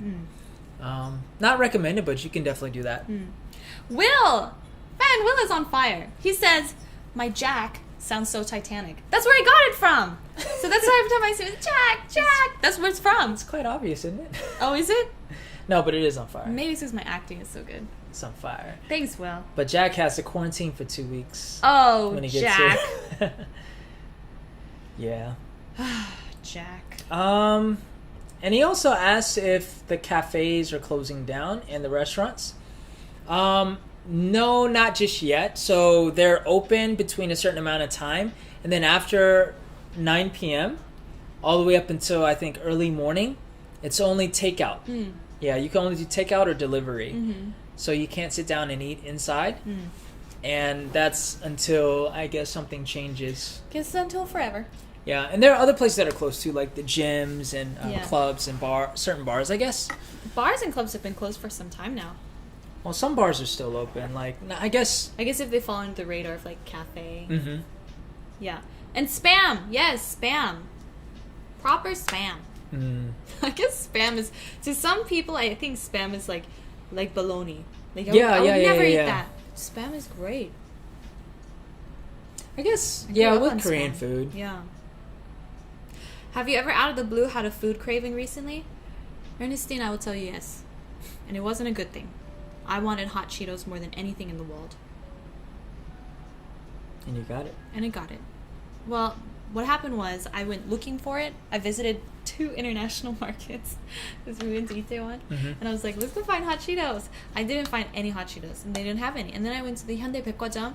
They didn't have any hot Cheetos there either. And I was like, oh, where am I going to find hot Cheetos? Then my friend who just came back from the U.S. in quarantine for 2 weeks, I met her yesterday. Guess what she brought me as a gift from the U.S.? A bag of hot Cheetos. And she wouldn't share with me. So I got them. I'll share with you. I don't want any. Violet was Becky's friend on Word Girl. Who knows Word Girl? I know Word Girl. Me either. I never had a friend named Violet. Cam, thank you for the 2 thumbs up. You the man. Our scope says good pork belly and whatever you said. Did you already say that? Yeah. Oh, my bad. Let's see. What about Korean countryside? Is nice? Yeah, I think so. Korean countryside's gorgeous. I love Korean countryside. Yeah. I think We're gonna go and film there there's too. nothing like Korean countryside. It's like these It's very soft, peaceful. these soft rolling hills, and there's kind of mountainish places, and then you have like the mist out there, and then like when the sun hits it just right, and then you have like the rice fields, and then Yeah, like Korea is a very mountainous country, and so there are mountains and hills everywhere. Even in Seoul, like there are mountains, not in Seoul, but like surrounding it. When I was in Daejeon, there were mountains around us. It was so great. So it's very beautiful. Korean countryside is so beautiful. Yeah, we'll definitely do some videos there once we can get on out of here. Becky is a superhero playing World Girl. That is awesome. I love words. Let's see. Jack says nobody can speak English when he was in Tokyo, but the people are nice, which is true. Like, people are very nice in Tokyo. I also didn't. Yeah, nobody spoke English when I was there. Yeah. Yeah, so you need like maybe a level of survival Japanese. Also, if you know Chinese characters, the Chinese characters they use will be similar writing, but the meaning is different. So actually, I got very confused because I know some Chinese characters, and then I was in the subway and I couldn't find the exit. So I went to the guy there and I didn't know it in Japanese, but I knew in Chinese. So I thought, oh, if I say it in Chinese, then he'll be able to point to me which Chinese character it is. But the pronunciation is different. So I was like, boo, boo, like north. I want to find north. And he was like, did you just go to him, boo, boo? yeah, I was like, boo. I should have. I think I learned how to say where is. Like, so where is? So I'm saying something desu ka, right? And then he was just like, pretty much what he said to me in Japanese was, get out of here, I don't know what you're saying, crazy person. Yeah. And so I was like, dang it. So I got lost, went out the wrong exit, and then I had to take a taxi. And it ended up being ridiculously expensive, and I was literally 1 minute away from my location. So I got in the taxi, I told him where he is, and he repeated the place. I said, yes, there. And he was like, here? I said, hi, kudasai. And he was like, drove, and then stopped. And he was like, it's right here. And I was like, oh, dang, I just wasted $7 on that I think I remember trip. you telling me that. Yeah. Oh my gosh, that's so funny. Ernestine, thank you so much for the super chat. Wow, oh my hi. goodness, thank you so much. Rest in peace, Black Panther. Yeah. I just send a prayer for his family. Yes. Man. I'm very sad about that. But thank you for sharing that. Let's see. Oh, Jessica Petit Frère. Many times, there are hidden ingredients in food. I bought a cheese sandwich for a friend, confirmed it was cheese with no meat, and there was ham in the middle. What is meat is different for everyone. One time, I bought a ham and cheese sandwich, and you know what was in it? What? Jam. Ham and cheese with jam. Jam. You don't put jam with ham. You don't put jam with cheese. Why would you put it together with ham and cheese? Jam. Hey. I might be able to do that. Ham and cheese. I might be able to do that. Put the word together is jam. Yeah. It's like jam. Jam. Yeah, I could do that. I feel like the Pyeonijum, which is a convenience store, might have something like that. I think one time I saw like a pork cutlet sandwich with jelly. I would eat it. No thanks. Hey, we had 부대찌개 from Monica. Thank you, Monica. I love 부대찌개. I love Yes. 부대찌개. You know, 부대찌개 has a very interesting history too. You know, 부대 means military post. 부대. 찌개 is stew. So technically, 부대찌개, historically, comes from people who are living around the American military bases.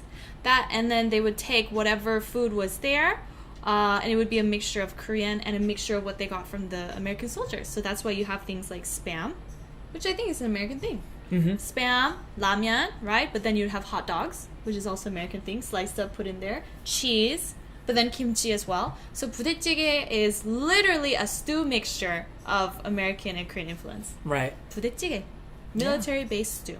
Right. Yeah. So this is the stuff that I think we should like talk about in videos. Yeah. Be like fun facts. Interesting. I mean, it's not. We wouldn't be the first to obviously say that, but hot Cheetos is a thing. It's a thing. It's such a thing. It's a thing of great thingness. Hot Cheetos are so bad for you, Korea actually banned the import of them. I think it's still banned. That's why I can't find them anywhere. Yeah, because they're so bad for you. It might be like something in the ingredients. It is. It's that red dye. I do not support eating hot Cheetos, but I eat them anyway. 안녕하세요. 홍미경 씨 오셨네요. 안녕하세요. Ayla, which country has less spiders, Japan or Korea? Arizona has tarantulas? Oh gosh. So in the city, you're not going to see that many spiders in either place. Also, Tokyo is extremely clean. However, if you go down just a bit into the countryside in Korea, they have these enormous spiders. Have you seen them? They're like green, glinty looking things, thick legs. For real? And they just get everywhere. I didn't know that. Yeah. You won't be seeing me in the countryside. I hate spiders. However, I have survived here just fine. Yeah, I don't think I've ever seen a single spider in my apartment here in Seoul, now that I think about it. Now, gnats is a different story. They're annoying, and they're here. Colin said, this is so funny. Colin just gave us like a random story. I grew a full beard during quarantine, and my mother didn't recognize me when she saw me the other day. Probably scared her. Who's this guy coming into my house? I know, but I love that he put that in this chat, in this conversation. It was just like, what should I tell you guys? What should I say? Yeah. Oh, I know. Thank you. What a good while story. he was rubbing his beard. Yeah. Roaches in Asia are huge, especially in Japan. Yeah, they can get pretty big. Yeah, it's true. Yeah, There was someone who married a roach too in Japan. that's right. Yeah, Asian he boss did a marry video on cockroach. Yeah. that. Is it expensive to ship to Korea? Because if not, then I'll send you a crap load of hot Cheetos. You know, I'm not going to say no to that, but it is expensive. And right now, the post is very unreliable. If you're coming from the States, very unreliable. Mm-hmm. I just mailed a box to the U.S. Was it yesterday? I went to the post office, and the post office here in Korea told me, like, look, there's no point in expediting your shipping because even if we get it out of Korea very fast in the U.S., there's no guarantee. We cannot track or give you any confirmation date at all when it will arrive to where you want it to go, which is extremely frustrating. So they told me, like, expect even up to a month, even expedited shipping. So I said, okay, I'm just not going to expedite it. But, yeah, not reliable. Yeah. Ivy, are you guys doing any upcoming videos for the Halfie Project? Thank you for that question. I wasn't going to bring up Halfie Project in this place because this is the Skycedi zone. However, why are you shaking your head? You can. I'm giving you room. Oh my gosh. So, yes, we're going to release a video tonight. It's a mini documentary. Oh gosh, it's the coffee. It's hitting me.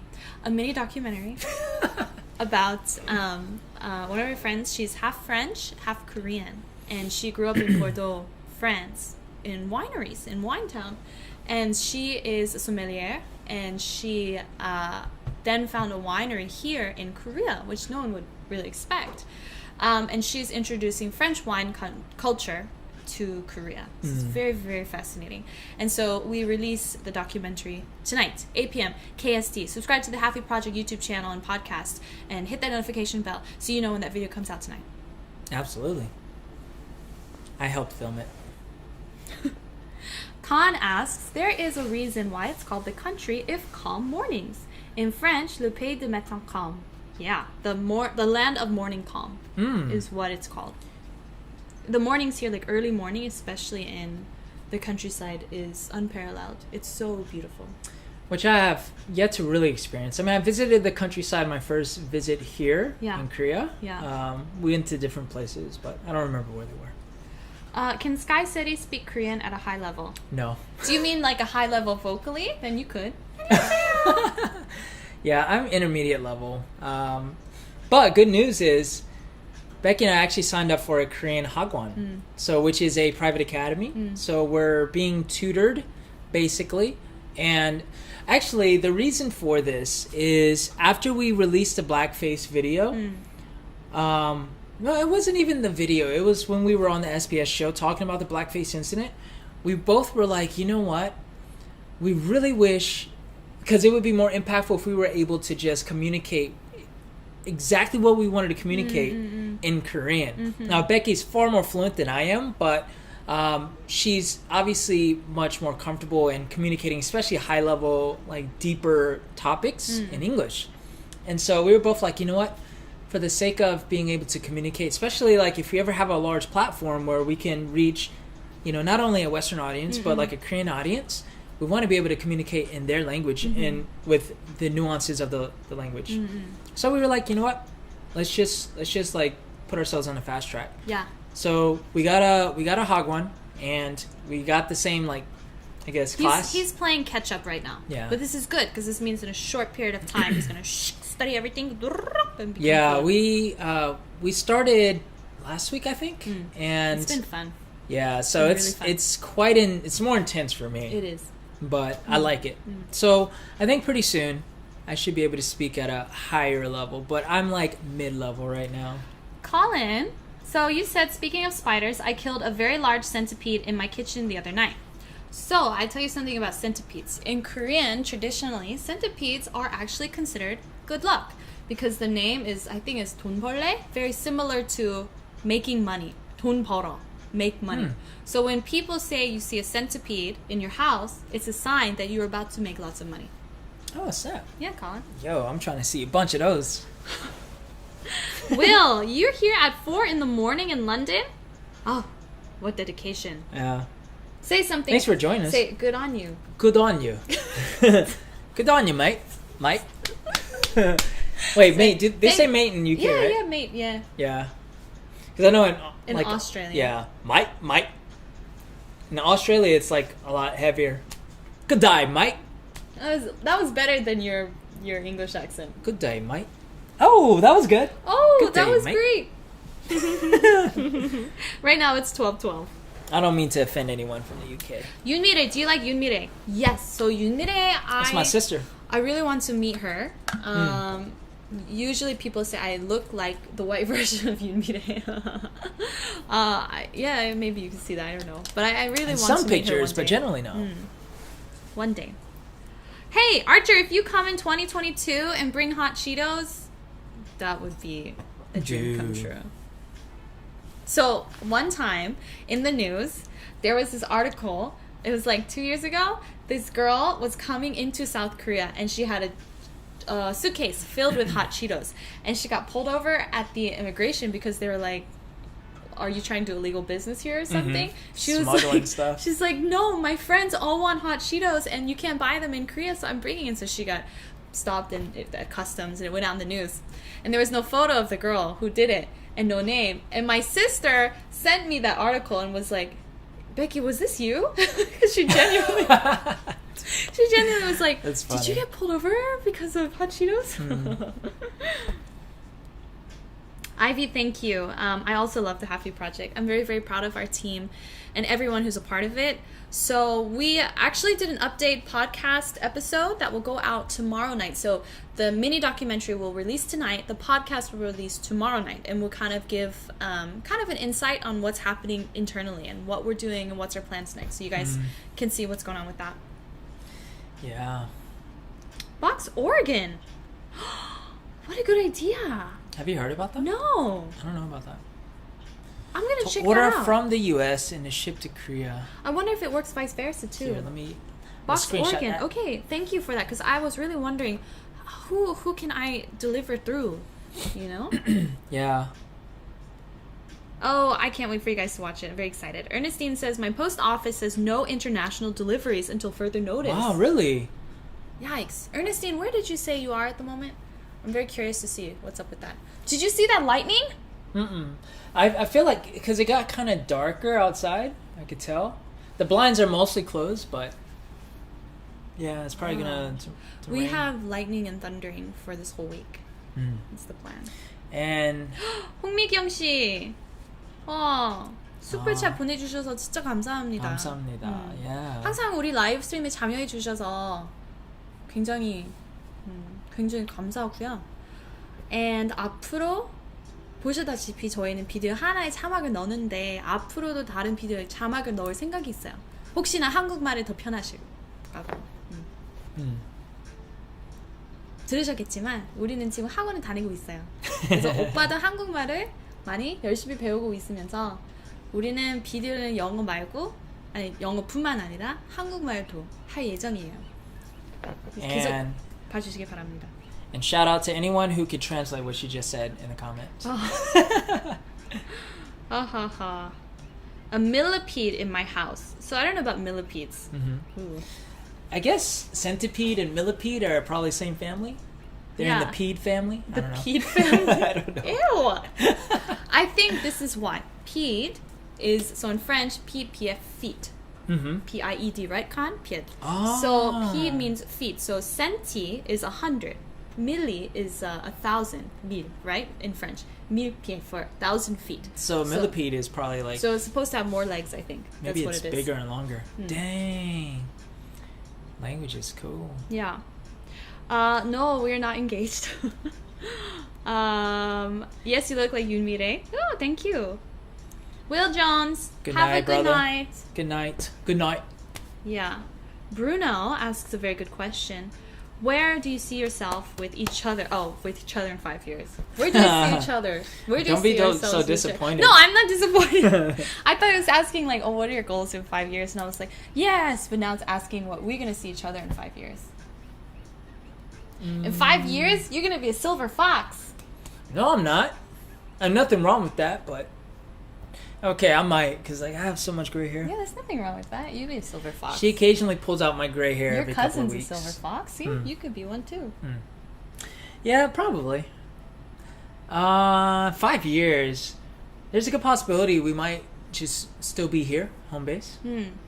But it's hard to tell. Because 5 years ago, I wouldn't have guessed that I'd be in Korea. That's true. 5 years. Yeah. 5 years ago, I thought I'd be long gone. I thought I'd be in Europe. Yeah. But in 5 years, I'm thinking, as of right now, that we would be here. We'd be more established in our businesses and our brands with things we're doing online, which includes YouTube, obviously. But we don't know where YouTube's going to be in 5 years. But we'd hope that we can grow our brand together online, and then also our production business. And then, of course, Halfie Project is part of it, growing that. Yeah, and we'll be traveling to other countries doing Halfie Project. Yeah. I mean, that's about all I can say, and I'm just hoping at that point, we're making pretty good money. In your respective countries or towns or cities where you're living, if you guys know of any mixed Korean friends or families that would be interested in the Halfie Project, like, I keep track of everything, people that I would really love to meet in the future, when we get the opportunity to travel there, to conduct interviews, and it's all about establishing that relationship. I have a piece of bread on my... Saving it for later? Guy. I saw it on the monitor. So if you... and nobody said anything. It's like when you have a booger in your nose and your friend doesn't tell you. Or something in your teeth. Oh. Would you tell me if I had something in my nose? I always tell you. Really? I've never had anything in my nose. No, but sometimes you have hair. Yeah. Yeah, so if you guys know anybody, you can let me know now. And then hopefully one day, in those 5 years, the Halfie Project team will be able to visit. Conduct some interviews, meet some people. Ernestine, she's from the Bay Area. In California. Surprised that they're blocking international. Man, it's crazy.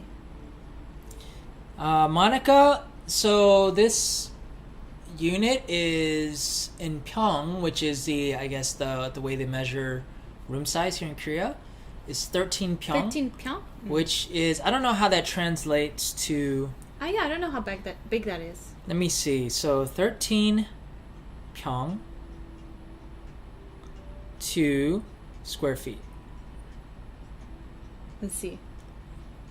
Convert Pyeong 35 square feet. Is it? Where? Chogi. Oh, no. So that's one. Oh, that's 1 Pyeong. 35 square feet would be so little. All right, so here we go. So 13 Pyeong. 13 Pyeong is 462 square foot. Right, Wow. which is a one-room apartment. That sounds really big somehow. No, it's quite small. Really? But I mean, for like one person, it's not bad. So square foot is like, how big is that? I guess, yeah. That's Something it? like that. And then 462 of those. Wow, that's a lot. Hurricane Laura pushing through Ivy. I hope that things are okay, because I heard that it's like a superstorm. So everyone should be Is really that the one careful. that just hit the Gulf, or is that another one? No, it's the same one. Ayla, Korea is so freaking cute. I've never heard anyone describe Korea like that. That's so cute. What, Korea's so freaking cute? Yeah, Korea's so freaking cute. Oh, we have so many Californians in here. Yo, I can't wait to visit California. Right. Khan confirmed We'll all meet Pie up. is correct. Millipede, Pie, foot. Yeah. Silver fox. The silver fox are like they're like older men who have like pepper and gray hair, like white hairs, but then it looks really good. Like, who's an example of silver fox? George Clooney.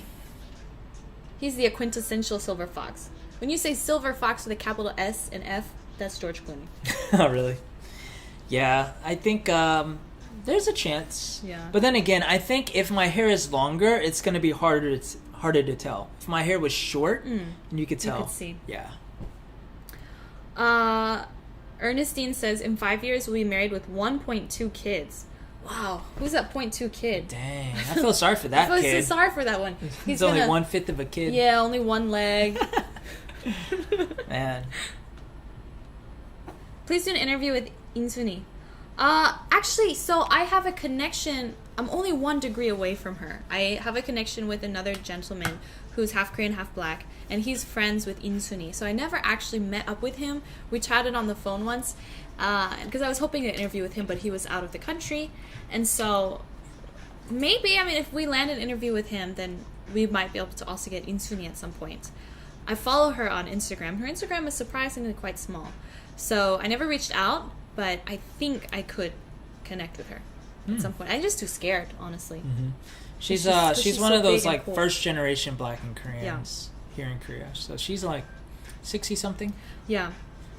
famous singer.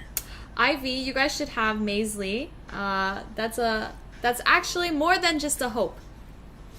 Yeah. So we're Because we know hoping that they see Halfie Project. We're hoping to connect with them. Yeah. I got connected to Joe from Maisley. Joe right before I moved to Korea, and so we had been following each other, just kind of keeping in contact.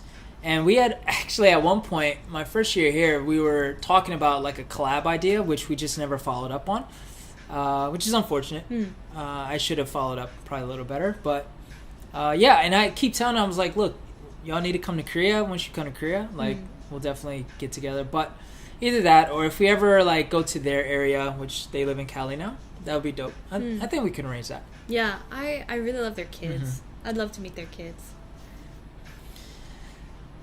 That'd be cool. Dr. Tracy Timberlake is half Korean, half Black. I don't know who that is. Tracy? Yeah, Tracy Timberlake. I'll write that down. Look up Dr. Tracy Timberlake. And Jen Jennings, Fayetteville, NC in the house, the 910. What's going on? Jen, did you know I'm from Fayetteville? I grew up in Fayetteville. Everybody is always from Fayetteville. Mm-hmm. Everyone. Anderson. Oh my gosh. Anderson Cooper is such a silver fox. Sorry, didn't mean to get too excited there. Yeah. He is. Let's see. I'm not gonna lie. Millipedes are harmless, but centipedes are very venomous. Some, I don't know what one is or not, but personally, even if I do think that they will bring you money, I don't want them in my house. Let's see. George Clooney. Bill Clinton was a silver fox. I guess so. Like, way back in the day. Some people just really think I'm a silver fox. No. Your Obama's better. Okay, that was my Bill Clinton. No, you're, what's his name? Bernie Sanders. Yeah, your Bernie is Bernie really is good. really- You should do Bernie. Do Wait. Bernie for the people. What's stupid? The people want to hear me speak. It doesn't matter if I'm white or I'm black or I'm a young Asian American girl. Bernie will speak for the 99% that aren't represented here. Yeah, that was really good. Thank you. I'm still working on my Trump. I can't do Trump well. Oh, Kenny Rogers is quintessential silver fox. Kenny Rogers was a fox. Richard Gere. Richard Gere, when he was young, he was a hamster. He was a gerbil. Then he became a silver fox. Richard Gere is a handsome man. Now, he is a hamster. He's just a solid, handsome man. But he looked Only like, when he wears a he suit, looked though. like a gerbil before, though. Really? Yeah. Now he looks like a fox. Insuniso has a school. Oh, really? You know, I really ought to just get my courage together. Because I really adore her. No name. Yes, I am from Fayetteville.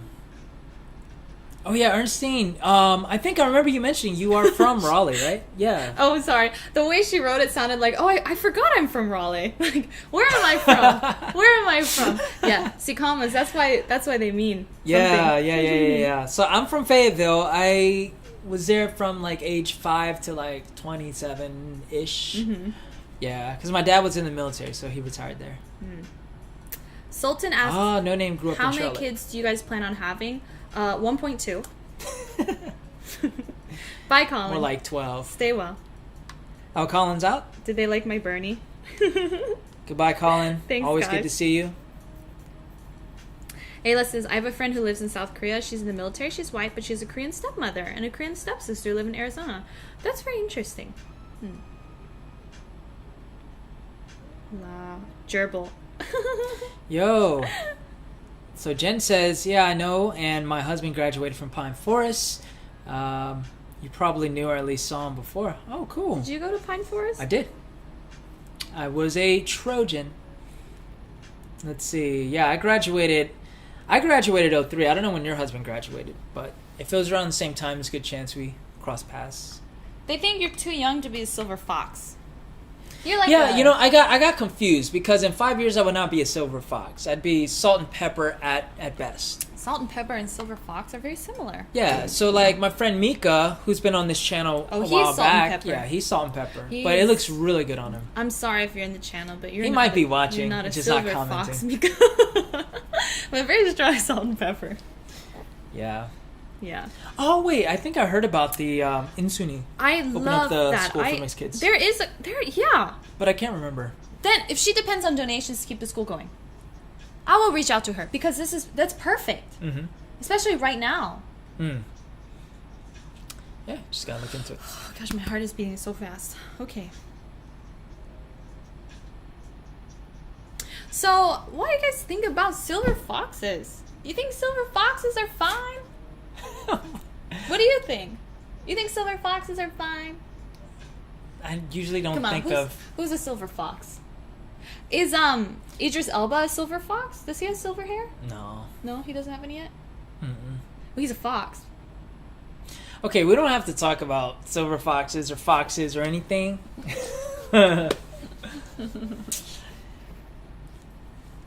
Well, I think people are silver foxes. Salt and pepper. Salt and pepper. Right? Ivy says, "Oh, she's talking to Shoot. No Name. I think over 50. So what is No Name saying? No. Even though I'm seeing more and more young men if with you're gray a hairs. silver for some fox, reason. you have to be over 50. So you're not going to be a silver fox in 5 years. Yeah, I think silver fox is correlated with also your age. Hey, Lex Diamond says awesome Bernie impression. Thank you. I'm planning to go on tour soon. Yeah. Yeah. Hey guys, so Okay, we should probably talk about other things than foxes. some video ideas. I could talk about silver foxes all day, but Anyway, so we were thinking, because we kind of like, I guess, left off the last chat with, hey guys, give us some ideas, and we're still taking ideas because we're planning out like what to do. Here's the thing, like we've been doing a lot of like sit down talking videos, which is fine, and we'll still continue to do those, of course. And very focused on us, which I do believe is great for connecting with people, and you guys get to know more about who we are, and by knowing each other, then we build stronger relationships. But I think also it would be great to, focus on other people or other things, but it gets tricky right now with Corona.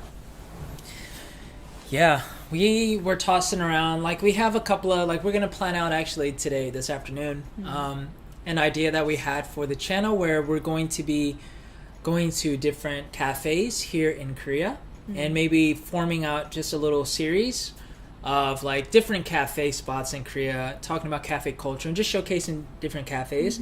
So that's one idea. We had another idea of like incorporating like maybe more food in some of the videos while we talk, sitting down and talking. We also want to do maybe a little down the road more stuff dealing with heavier topics, but presenting it in a very creative and informative way. For example, like different aspects of Korean history and the implications of, I guess, that in modern day society, or like the concept of Han. I think we mentioned that 2 weeks ago. You can hear that on the podcast this week. No, it went up last week, right? Last week. Yeah, you can hear it last week. Yeah, so we want to do a lot of things. We just sort of want to become this source of information when it comes to Korean culture, but also we want to represent ourselves as, I guess, the brand of, we just want to be a couple that, yes, we're an interracial couple, we're both half Korean, and we share our stories and experiences, so that's a big part of the channel, but we also want to show and talk about Korean culture even more. And that's sort of what I did prior to Becky coming on, a lot of that. And we want to continue doing that, but do it in a more creative way. That way, on this channel, you'll get a lot of different, I guess, different types of content, all within the Korean culture bubble. Because that's what this channel's about. This channel has, except from the very beginning, because in the very beginning it was more like coming to Korea, being epic teacher focused. But outside of that, it developed into, this is more a Korean culture channel, showing Korean culture to mainly foreigners or people who are interested in Korean culture. That's the goal of this channel. And so that's why I don't do a lot of videos that deviate from that. Or I don't really do any videos deviating from that. Even though I may have other interests, for example, music or something like that. I don't have a channel, like I don't do videos on me just like sitting down producing a song or something like that. Or I'm into filmmaking. I don't do, well, I did one video on like the gear bag that didn't do so well. But it was very informative. Right. Yeah. But I don't do like things that deviate from the theme of the channel because I want people to come to Skycedi channel and they know what they're going to get. They're going to get a couple who are both half Korean and they're very creative in the way they, I guess, show different aspects of Korean culture. Right? And of course, that's not to be mistaken for, oh, we're neglecting our other sides. That has nothing to do with that. It's just a themed, a theme of the channel. And because we're here, we're capitalizing on the fact that we're in a foreign country to most of you guys out there. And that's the angle that we're taking. So I know I'm preaching to the choir with that, but I just wanted to throw it out there. Yeah, so some ideas that we have are some things that are beauty focused. And don't let that turn you off, gentlemen, because men should also care about skincare. And so we'll talk about, you know, this, and that can tie in also on beauty standards. What do people think about, say, fair skin beauty standards in Korea? And how to take care of your skin, and why is Korean products so good? And then, you know, things like that. Just because, one, it's a general interest, and two, personally, I think it's really beneficial. And this is something we could do together. So those are some things. And then the cafes you mentioned. Yeah. Right? So... Travel vlogs, if we're able to travel to Jeju, then we'll do a lot of stuff in Jeju-do, which I really look forward to if that happens. Yeah, so we need some good ideas, you guys. Some good ideas. Yeah, so what are some things that you guys want to see, you know, besides pranks? We're not going to do, like, prank stuff. Yeah, no But pranks. I think... We have history. Antisocial, the producer, down for Korean history. Okay, which would nice. be great. We could honestly touch on certain, like, significant pivotal moments or stuff like that. Yeah. Yeah. Ivy Dean says we do heavy topics really well. Ivy, so after we did the blackface in Korea incident video, I don't know if you were here earlier in the live stream and we were talking about why we disabled the comment section.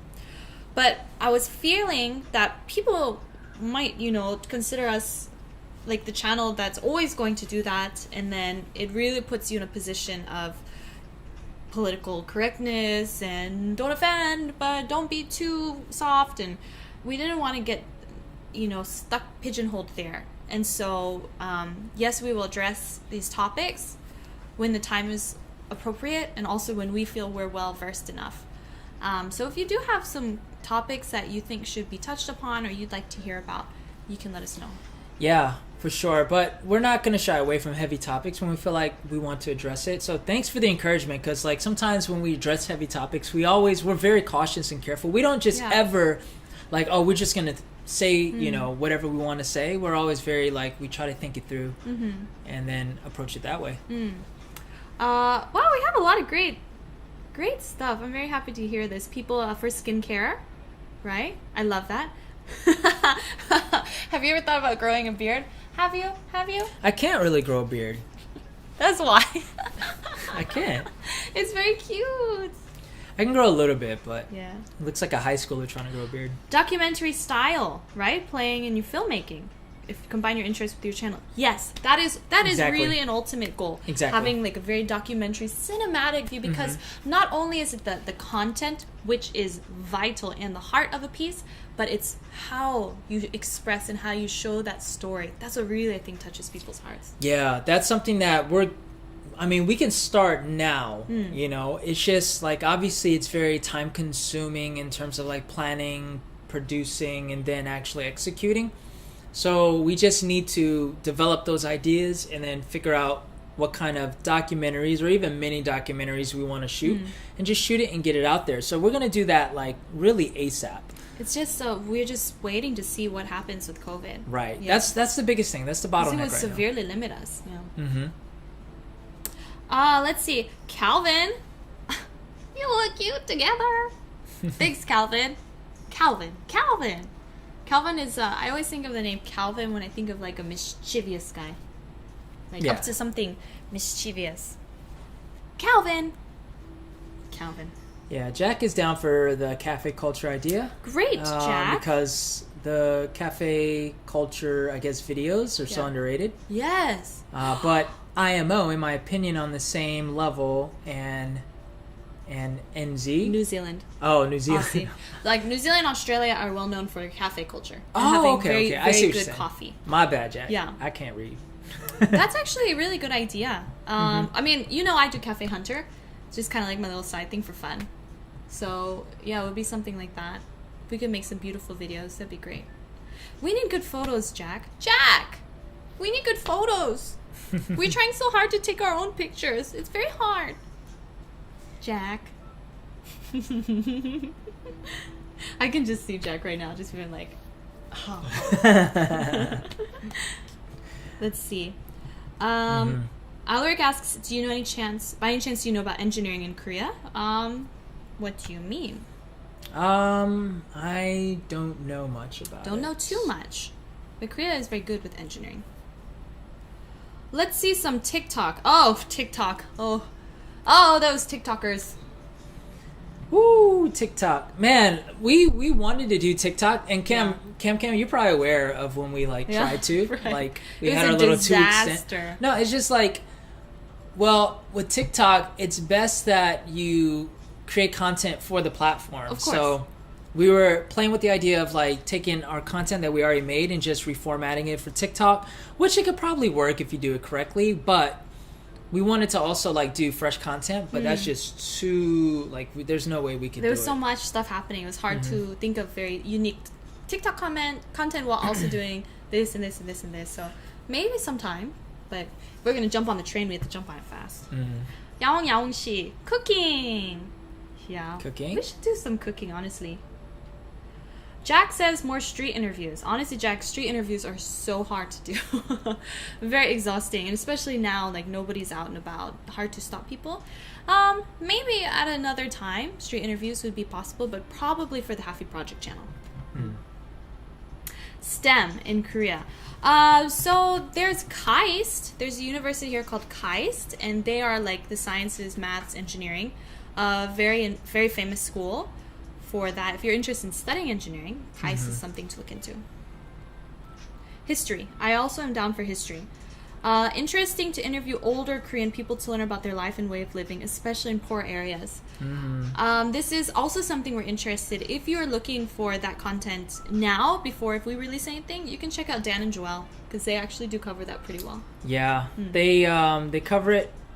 They are two British guys living in Korea, and their content's primarily in Korean, but they do some very good content. So Dan and Joelle, you could check them out. They have some really good videos. So we were thinking about doing stuff like that. Some of these are awesome ideas. Listen, Johns, I think you should make an interview with most successful people so they can teach many youth on how to succeed, especially here in Korea. What a great idea! That's a great idea. It is a great idea. We should, yeah. What an awesome idea. Because I'm sure there's a lot of, especially now, younger people in Korea feeling quite down. What to do with life, where to go, not sure, now the economy, all of this stuff. If we were able to put inspiring stuff, that would be really great. Yeah. Yeah. For sure. I really like that. Interview K-pop groups. Would you be down for that? Of course. Would you? Yeah, of course. I can get us some people. Yeah. So we would have to come at it from a different angle instead of just a random interview. We'd have to tie it in somehow, I think. Which I know we can. You can get Blackpink. Oh yeah, my friend's Blackpink. Hey. She interviewed them for a commercial. She was literally with them. Yeah. A couple weeks ago. On the interview couch. Yeah, but it was for a commercial, so it was all staged and stuff. Yeah. Monica, the dog meat trade. It's disgusting, but should be touched on. This is also, you're not the first person who's brought this up to me, actually. And I agree that it's absolutely hideous. So if there was a way to, it's very hard to get into that, yeah. Before getting directly into something like that, I think it would be easier to first go to dog shelters, or look into pet culture in Korea, because it has changed drastically in a very short period of time. Oh, that'd be interesting. Pet culture, right? Man, I love the idea. You Ideas, guys really put in such great things. And Sunny, Korean fried chicken, all day, every day. We should just do an episode on Korean fried chicken. We could just do like a trying out all the best Korean fried chicken. Oh man, we could do that. And we just go to different like chains and then do a rating. Right. Well, we do mukbang and just order them all here. We can even do a live stream, just drinking chicken and beer. I mean, man, there's just so much we could do. You guys are so clever. Yeah. I would like to see more interviews about being LGBT in Korea, especially more so focusing on being a female or even trans in Korea. This is also a great idea, a good topic. I would say it is also inflammatory. And you have to be careful who you showcase, because if you put them in a very public light, like especially on this channel, it can really direct. We would just have to make sure whoever we interview is okay with that, because it can really direct a lot of hate. People are very vocal here in Korea, outspoken against transgender and gay. Yeah, that would be a good. Yeah, it'd be nice to hit that somehow to get a kind of a explain. feel. Yeah. Because it's definitely underground here. It is, yeah. Right now, but there is a community here. Absolutely, yeah. And I think outlets like Vice News, especially like Vice, I think they cover stuff like that. They cover more of the underground, maybe taboos type issues. And yeah, we can definitely look into to doing something like that, getting the stories of people in that community in Korea. Because again, like we mentioned like an hour ago, like Korea is catching up in many ways, and this is one of those ways, because again, Korea is very new to everything right now. Let's see. Jessica Petit Frere, you could do masks and stuff while talking about beauty standards. That's good. You could prank call King Peter. That would be really funny. Just do a video on that. That would be very funny. Can you do your Peter impression? Let's do it for Cam. Oh, Cam, that's a very great idea. You're very funny. What do you think about that, Cedric? What do you think about prank calls? Anything to humiliate King Peter, I'm down. TND Productions, greeting from Busan. Oh, can you guys give us a shout out? We make content for expats worldwide. Maybe you could guest on our show, A Talk on the Table. TND, we'll take a look at your stuff. Thank you for jumping in here. For sure. I'll screenshot that, okay? Reina Huang just did a dozen dog challenge, and the first dog had a sliced pork belly on it. I don't get that. Yeah, like are the dogs eating the pork belly, or are the dogs? Or is the pork belly eating the dogs? Oh man. Ooh. Let's see. Archer, you're right. Yeah, Suga. Where did Suga come from? I'll give you guys a little secret. I am the voice for a new Korean teaching education. It's like I guess like a game or whatever that they're releasing with BTS. Yeah, so it's like BTS focused collab for teaching Korean, and I'm the narrator. Oh, for real? Yeah. I didn't know that. So this is for all the BTS army, pretty much.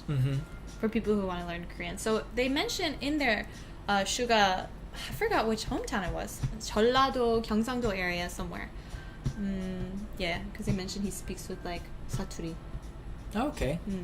By the way, just we're still reading through all your ideas, but like, how many of you guys are actual like diehard K-pop fans, or like even more specifically, like, are you guys ARMY? I'm just wondering, out of the people that are in the chat right now, or not. Yeah, I'm just wondering.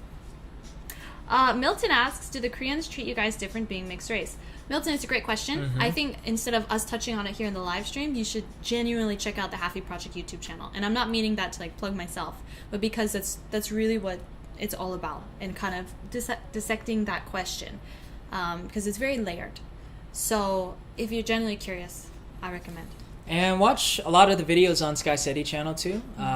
We talk about it. I talk about it a lot. So you could just go down the videos. But the short answer to that is generally yes. Yeah, but again, it's not always a bad thing. It's just treatment is a little different most of the time. Khan, I'm interested in learning about cultural do and don'ts, etiquette, anything that is willing to learn. First, it's great that you have a mindset of openness like that to learn. And cultural do's and don'ts, etiquette. We'd look into that. Internet cafes are all shut down for the time being. So if we did that, it'd have to be in the future. Let's see. The history of Korean music and how it progressed through the years. This is something actually we were keen to talk a bit, but more specifically on hip-hop in Korea, right? Yeah, we'll definitely do something like that. That's been on the radar. Yeah. Very good suggestion. Hey, good morning. Free Feek. And then we have, I guess how people, Archer says how people view, how their view of Korea has changed and adapted thanks to K-pop and K-dramas. Yeah, that would be something interesting because there is a perception. I'm assuming you're talking about the people that are not in Korea. There is a perception that a lot of people get of Korea, understandably, through the media they consume about Korea, which is typically dramas or K-pop. And it's understandable. I mean, because that's sort of like your main reference point. So, yeah, people's views can change. And a lot of times people will find out once they move here that it's a little different from expectation. And it could be good or bad, just depending. So that's interesting. Let's see. Jack, come back. Let's take some snaps. Oh, and then Jen. Okay, Jen. Heavy topic, me being Korean and black and my mom not teaching me Korean. I don't know any of my Korean family. My mom is full Korean. Identity issues, feeling not accepted by one side of my family. Jen, please do watch some of the videos on the Halfie project.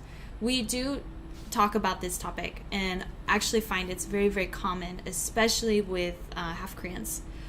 And so you're not alone in feeling that way, and it can be very difficult to grapple that kind of internal issue that also affects outwardly how you feel you connect with people, and especially when it comes to family, because it's like, you should understand me and we're family, we're blood, and yet some invisible wall exists, and it's not out of anything of your fault. So it is a very heavy topic, but I also think a vital one, and I'm very happy that you even bring it up to ask. So some people, I think, internalize it for their whole life.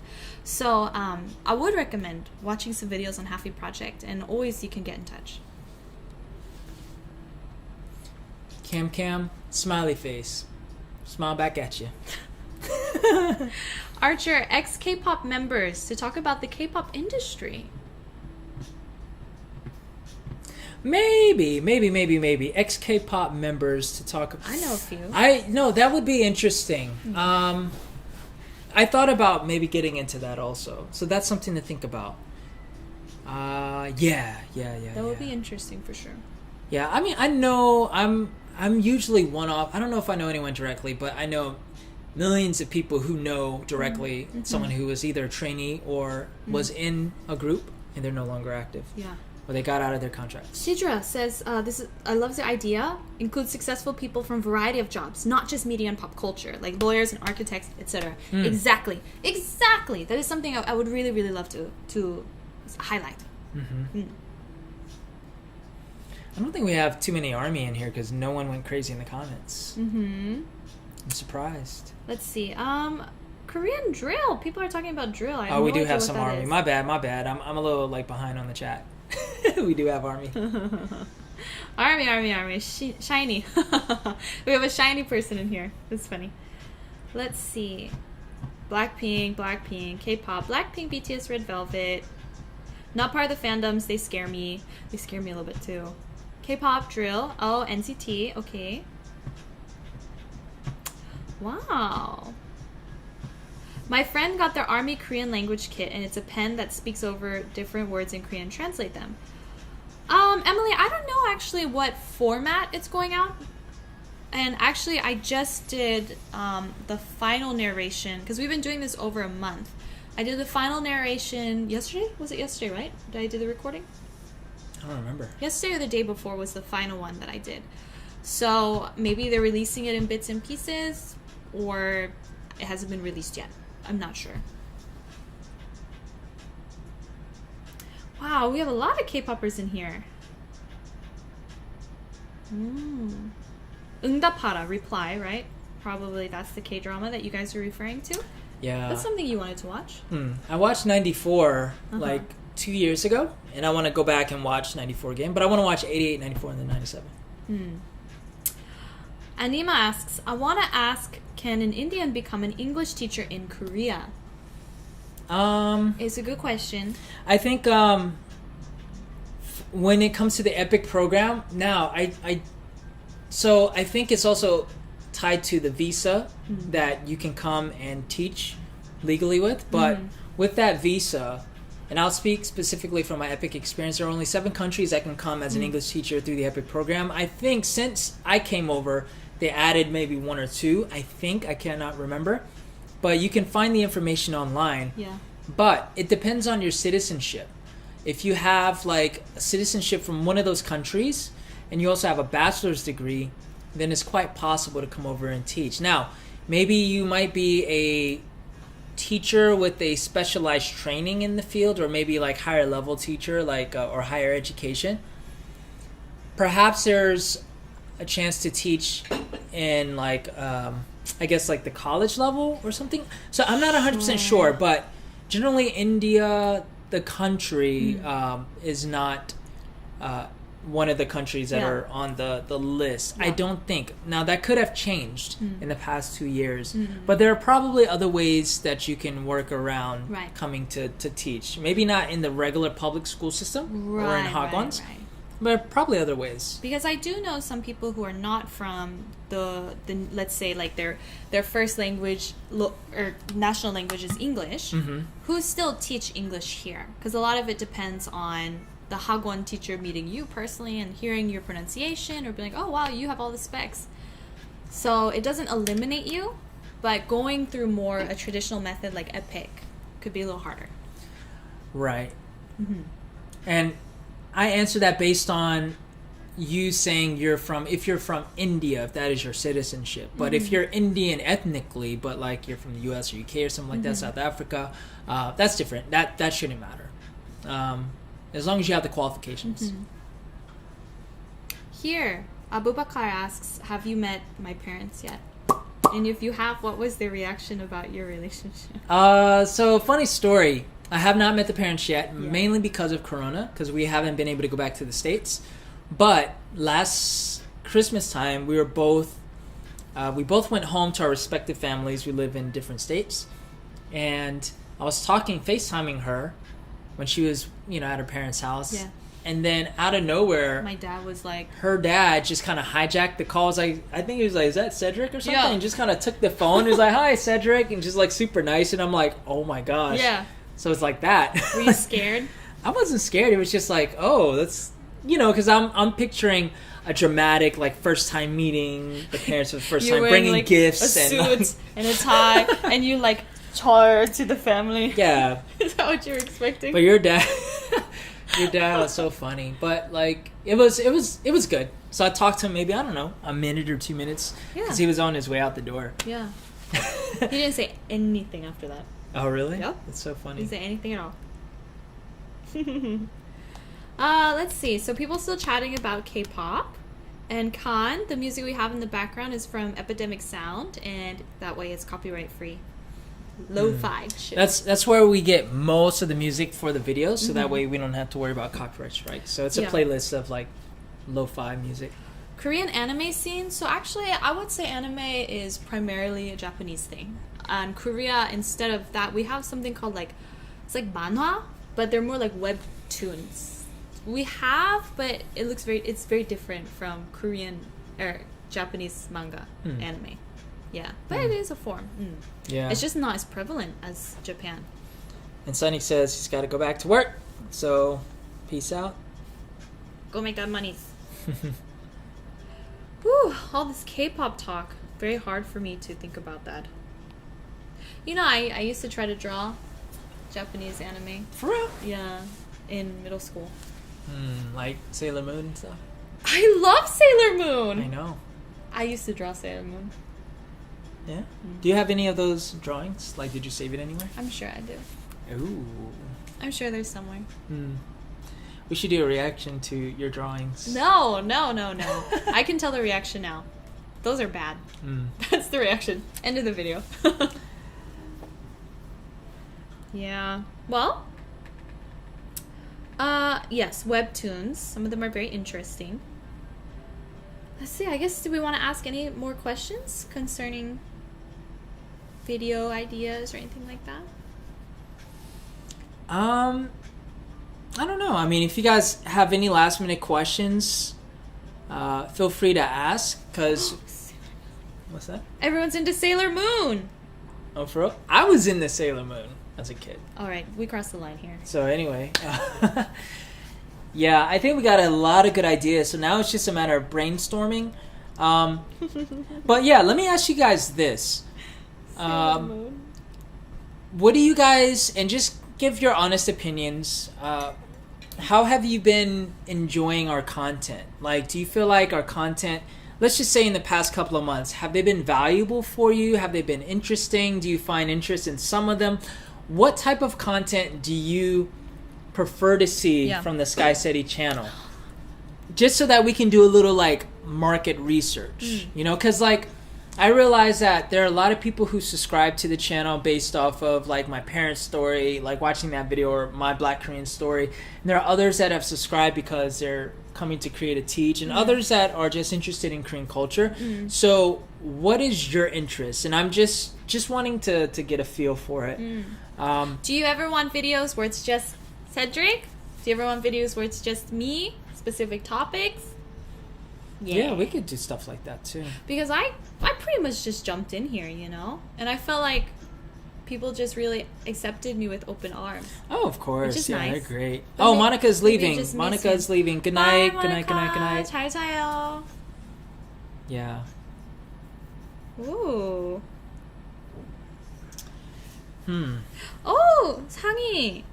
Thank you. 상희. Sangi, thank you so much. 감사합니다. Thank you. Thank you. Always good to see you in our live streams. I guess she's Yes. been kind of sticking around but not speaking out much. Very cool. You should remind people to subscribe to your channel more often in your video because you do forget sometimes. I want your channel to grow. Yeah, I should. Actually, we talk about that, you know, before we finish the video. We're like, should we say all of this? Is it too much stuff? But I think it's right. We should just drop the little reminder, right? Yeah, maybe like beginning. Or Yeah, maybe at the very something. I don't beginning. know. Yeah, that's true. That's true. I think that's a good idea. We should drop it at the beginning, huh? Yeah, actually, sometimes I do in Yeah. the beginning. So, But you're right. What are the best business opportunities in South Korea these times? Khan, that's a good question. Honestly, what is the best business opportunity? Business opportunity, like from what angle? Yeah, there's many businesses, of course. Ah, man. So this is a whole another thing that we could talk about is the whole business opportunity, the economics of South Korea, because as we're a capitalistic society here, but it's instead of it being a bottom-up society, as in, for example, in the West, in the United States, it's a bottom-up society. So it's private enterprises and private businesses that make up the economy, versus here it's like it's still capitalistic because anyone's free to technically work or to start a business, but it's highly regulated from the few powerful conglomerates, and it comes down, so it's really hard to compete. So from that angle, it's really difficult to have a competitive business on a like large scale, so you might have to stay kind of local, but it's definitely possible. It just really depends on what you want to do. So I don't know what angle you're coming from with that, Con, but I don't know. There is more of a startup culture here in Korea, and I think it's a good route to take, because you can't really sustain the model now for long term, I think, because what if one of the like LG, Samsung, Hyundai, what if they fail? You know, huge part of the economy depends on these companies, Right. because these companies own like everything, and people are working at these companies. So business opportunities, I don't know, it just really depends. For foreigners, I think foreigners can have a good chance depending on what you bring here, And your visa. and your visa, of course. So like, it's hard to start a business here unless you have a proper visa. If you have an F visa, you could definitely start a business here. So we have an F4 visa, but if you don't have Korean family members or Korean blood, To get an F4, you can get an F2, but you have to be here for an extended period of time. Or you can get another visa. Was it the D8, I believe? D8 or maybe D10 visa. If you want to start a business, you have to come in with like about $100,000 to be able to start the business. But from there, it just depends on what you start, because a lot of foreigners have success here in Korea. True. Yeah, if you get into the right market, yeah, you can make a lot of money. I don't know if I answered your question. It's good. Yeah. Archer, I initially came because of your epic videos, your quality, because I love your guys' chemistry and energy in your videos. Chemistry. Yeah. Yeah. Wow, thanks. That's good to know. Very, very good to know. The ionic bonds flying everywhere. Let's see. Jessica, I love the content. It's different and informative. I love you two together. You feed off each other really well. Aw. Thank you. Thank you. Yeah, it's really easy to do videos with her. Really? Oh, I could be more. Well, But I don't want to hijack your stuff. No, it'd be cool. I'm just chill. Okay. Ivy, thank you. Oh, Ivy, thank you so much. You are She says you are amazing. amazing. Yes, you are amazing, Ivy. It's very, very helpful. Thank you so much. Thanks. Vernon would love to learn more about your siblings if possible. Ooh. You'll have a more hard time with that. Yeah, they're very private. Not in a bad way. I- Just Yeah, my sister. your family is more open to being filmed. Yeah, I don't think they really care. But yeah, I have a couple of videos featuring my sister and my other family members. Yeah. Yeah, my earlier stuff. They're there. They're there. Yeah, Yeah. they're there. I mean, you'll definitely learn more, I think. Maybe one day once in we the are able to future. visit the States. Like, I Yeah. could, like, talk a little bit more about my family. Sorry. Maybe I can get my sister on if she has time. Yeah, to talk about her experience, too. That'd be That fun. would be cool. Yeah. I bet she'd be willing to do it if I asked. Not if I asked. I can be more persuasive. Yo, I think Ivy's leaving. Okay, Ivy. Good night. Have a good night. Kevin asks, advice for parents to be of multicultural kids. So there are a couple of those videos out. You have one. I do. Lessons learned from your parents. Yeah, I also have another one where it's, and I'll find it right now, advice to parents of mixed race kids. Yeah, and then also on the Halfie Project channel, because we interview some families and parents do talk about that. Like we have a YouTube channel couple, my Korean husband. Then we have another couple that lives here in Seoul and they run a cafe. And yeah, so you can find a lot of great information about that. And it's kind of funny because I feel like you can give advice, but everyone's family dynamic is different, you Yeah, know, of and all the course, kids of are course. always different. So a lot of it comes down to your parenting style and what you feel like your child can handle or what you want them to, I guess the seeds you want to plant. Yeah, a lot of the, I guess, advice that I gave, and I just shared the video if you want to check it out. I don't remember everything I said, but I know I focused a lot more on just sort of the bless you. The COVID, man. Oh, it's not COVID. Oh, here's our purifier. Yeah, so like yeah, I think I talked a lot more about like how you raise, like the mindset that you give your kids and things like that, because I talked a lot about how my dad taught me to be confident as a person and not worry about what other people think. So yeah, I feel like that might be helpful for you if you want to check it out. Jack says the trendiness of local business culture in Korea is fascinating. You know what? I wonder if we could like interview entrepreneurs. Oh, that's another thing we think about. Yeah. Yeah, doing interviews with like certain like restaurant people With or cafe restaurants. people or just Yeah. any other businesses. Like that- their story behind the business, not necessarily the business itself. Wow, it seems a lot of people came on the channel either via certain specific topics like teaching or epic, Yeah, and then they end up staying, which is cool. right. Interested in knowing about the culture and how it's like living in Korea.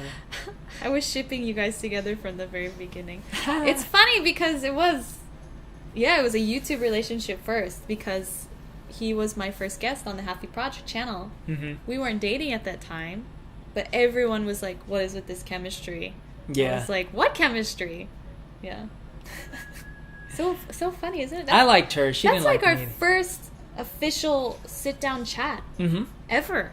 And it was for the Halfie Project channel, and then it's on there, and people can see it. Yeah. To see, like, the sparks flying all over the room.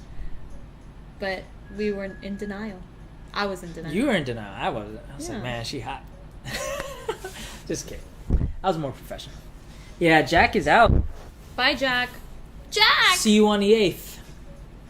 Vlogs about interesting spots. We'd love to do that. We Korean culture and traveling, yeah. Love it, So love it, yeah, love it. just so we need to get out and about. I just wish COVID would go away, really. Mm-hmm. But that's honestly on us. We've been lazy. We need to go out and travel. Yeah, travel.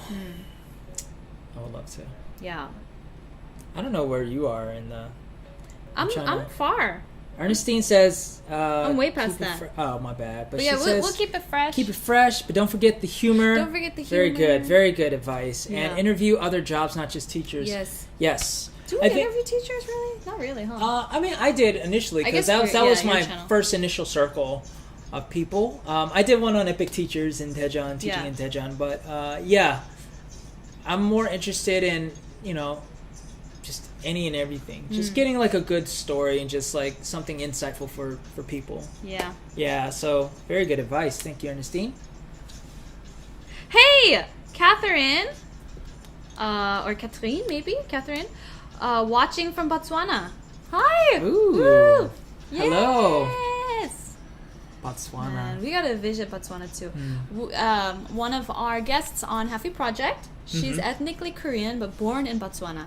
She was born in Botswana and raised in SA, South Africa, and then married her husband who's from America. And then they've got half Korean kids here in Korea. But it's very fascinating because you can totally see, even though ethnically she's Korean, her parents are Korean, they're first gen Korean, but they grew up in SA and Botswana.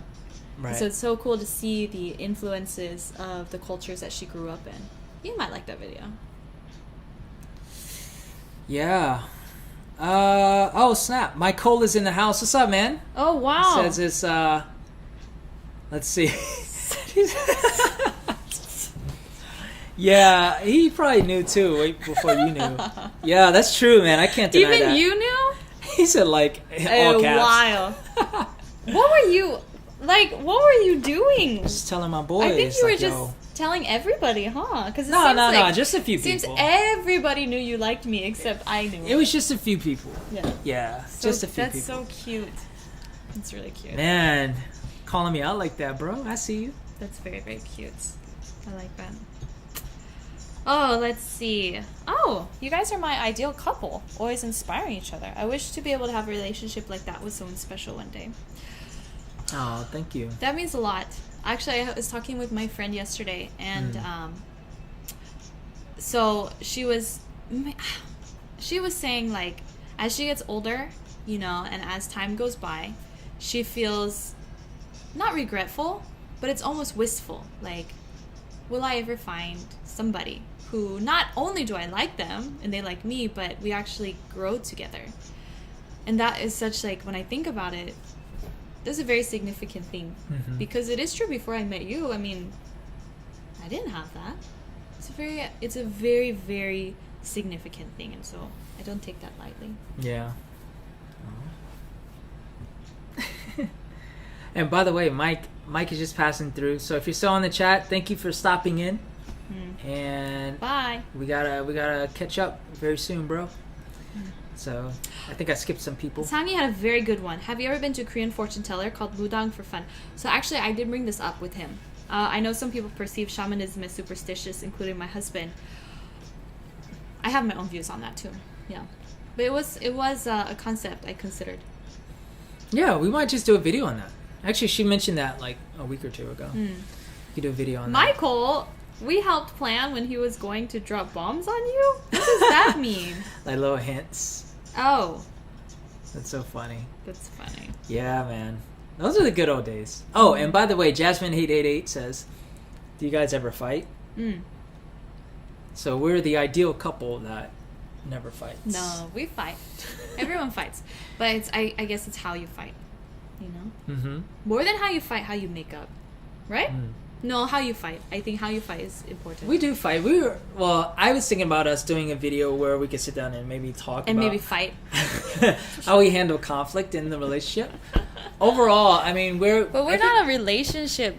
I think therapy people. I'm not a counselor. no, we're not like giving advice. We're just telling people, How we do it. just letting people letting them know our business. But That's not a bad idea. we don't know. We've fought. Yeah, but for me, it's never reached a point of fight. Oh, really? Yeah. Oh, snap. I don't want to know what fight means to you then. That's not fighting. This girl's brutal, man. No, I'm not. She's sharp with her words. I am. It makes me cry. I don't. It's about. It's not fighting. But we do. Yeah. But not often. No, not often. I think it is a red flag if you're fighting with someone a lot. And people make excuses for that. This is, yeah. Because if you're fighting with your significant other, and it can be like small things, it can be big things, and you're just constantly squabbling. And then there's no resolution with each squabble. It's just like a squabble, and then you just like, oh, okay, whatever, and then move on. I think it builds up inside you. I think it is a red flag. Either you've got to figure out like what the issue is, right? Yeah, you gotta. I think how just- you handle conflict is the most important. Like Becky and I spend There's so going to be much time conflict, together, yeah. but considering that, I think we do very well. Yeah, Yeah, I think so too. and like it's helped me become way more self-aware about certain insecurities or certain like past hurts that affect me now. And so when those things come up, we're able to deal with it, and then try not to let that get in the way again, which doesn't always work, but it's like I have greater self-awareness now, so it's like it gets better over time. Yeah, so I think it's cool. It's great. There's nothing that sharpens you more than I think this kind of relationship, honestly. I want everyone to fall in love. I love love. Really? Yeah, I wish people would be in like happy, wonderful relationships and growing together. Yeah, that would be nice, right? Just living as Jade. Hi from London. So just living as Jade, is that your secret undercover name? Like, oh, I'm just Jade, right? But it's not your real name. Right. Well, welcome. You missed his British accents earlier. Some would argue that they're not British at all. You missed it, mate. Ernestine says, Americans and other students attending Korean universities. Another good one. That's actually a good idea, too. Very good one. We could probably get a bunch. You know, we could contact Yonsei and see if we could just... Because they have meetings. And sit down with some of the international students. It'd be cool if we could do sort of a... Who are they? Where are they from? Maybe not a day in the life, but like following them around. Not following them like everywhere on campus, but just showing how it's like what life is like on a Korean campus. That would be really good. And then like I guess maybe following 1 or 2 or 3 students like that. Yeah, And showing what their could easily do that. life is like. That'd be fun, man. This is good. We needed this brainstorm time, guys. More vlogs. Okay. All couples fight, everything fight. Keep some things private. Agreed, Vida. And know when you are communicating and when you are not. Agreed. And Khan says we love. Yeah. We love. Very cool. Love is the most powerful thing. A day in the life, ha! Yes, Ernestine, we actually are planning a concept for a day in the life video. We're storyboarding. So it's not going to be just like your average day in the life like vloggy. We're going to try to make it a little bit more creative while showing you a day in our life. So Does people want to see that? Do you guys want to see people say it all the time, yeah. what we do? Yeah, I think it'd be interesting to show. Okay. But, you know, again, everything is just like, I'll it just just- makes it difficult I'll because be of extra COVID. interesting. Oh, Maybe man. I should go scuba diving and you could film that. From above. From the surface. Just watching me go in the water and come back out an hour later. Yeah. Yeah, a day in the life would be cool. That would be cool. Okay. Well, I mean, that was kind of what we're planning today, actually. Today's schedule was to storyboard that. Definitely. That would be a good idea. Cooks, it's 1:16. Wow, it's almost been 3 hours? We started at 10:30. Dang. Wow. Yeah. Some of you guys are very dedicated. Thank you for being here with us today. Yeah, so let me just finish name off is with a couple of more Becky and I approve of comments. this message. Just Living as Jade says, though you're not a political channel, I would love to know more about Korean politics in the eyes of people living there. That's a good topic. Yeah, we can cover it from a like objective standpoint, I think. A red bumble. And let's see. Sangi says, I don't really argue with my husband, which is really cool. Really cool. I'm sure you probably here and there might have disagreements, right? But full out arguments are good. Let's see. Video idea. As a black man, I think you should do a video interviewing black people in Korea about their experiences in Korea, discuss several topics like racism, job, modeling, etc. Very good idea. Actually, I had my boy Mike, who was in the chat just a couple minutes ago. I interviewed him, sharing his story from the soul. Yeah, so it was more of a highlight on his life. And also, we did another video where we talked about his experience as a black man in Korea. I talked about my experience as a black man in Korea, which looks a little different, honestly, because I am half Korean. But nevertheless, I did share my story. It would be cool. I've been thinking about that for a while, just getting more like black folk on here and talking about their, like, I already have people in mind. It's just a matter of doing it, right? So that's a very good idea. We have Pinnacle. Oh, and we also have, I gotta respond to her. Yeah, we also have something else that we're looking at doing with someone who released a book about the different stories of, like, I think it's just women, it might be men too, but like different black people in Asia. And we're thinking about interviewing one of them. So definitely a good idea. Let's see, more vlogging in rural areas. Ayla, yes, we love talking with you guys, so thank you for joining. 9:16 in Cali, which means it's probably 12:16. Yes, 12:16 on the East Coast. Yeah. Let's see, video idea, Korean meme review, or like a window into Korean online culture. Man, great things. Cyworld. We can show you guys Cyworld. Yeah, Becky with the good hair. What you eating? Thank you. This is Gorgonzola honey. And Vita, Yeah. thank you so much. Have a good night, I'm assuming, for you. Man, 3:30 a.m. to 6:18 a.m. in Montpellier. That's how you say it? Montpellier. Montpellier. Yeah, for sure. Yo, this is definitely our longest stream so far, I think. But And if we hit lockdown, we'll be here all the time. It's gonna be like the Truman Show. for sure. So yeah, I think we're gonna go ahead and sign off here and take all these ideas and start brainstorming. Take the mic, just put it in my head, brain. Yeah. So anyways, thank you guys for joining. What's hot in the Korean news? Oh, we covered one, the blackface one. Yeah, so we're gonna sign off here, guys, and I know for some of you guys it's getting late, so So thank you for sticking around yeah, and being part of the conversation. for sure. And since we'll be live streaming again, and maybe more often, if you guys have topics you'd like to discuss even in the live stream, more in depth than just videos, you can always let us know. For sure.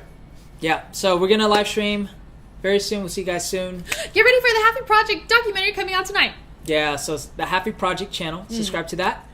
And that's that. That's that. Yeah. All right, guys. Have a good one. Bye-bye. Bye.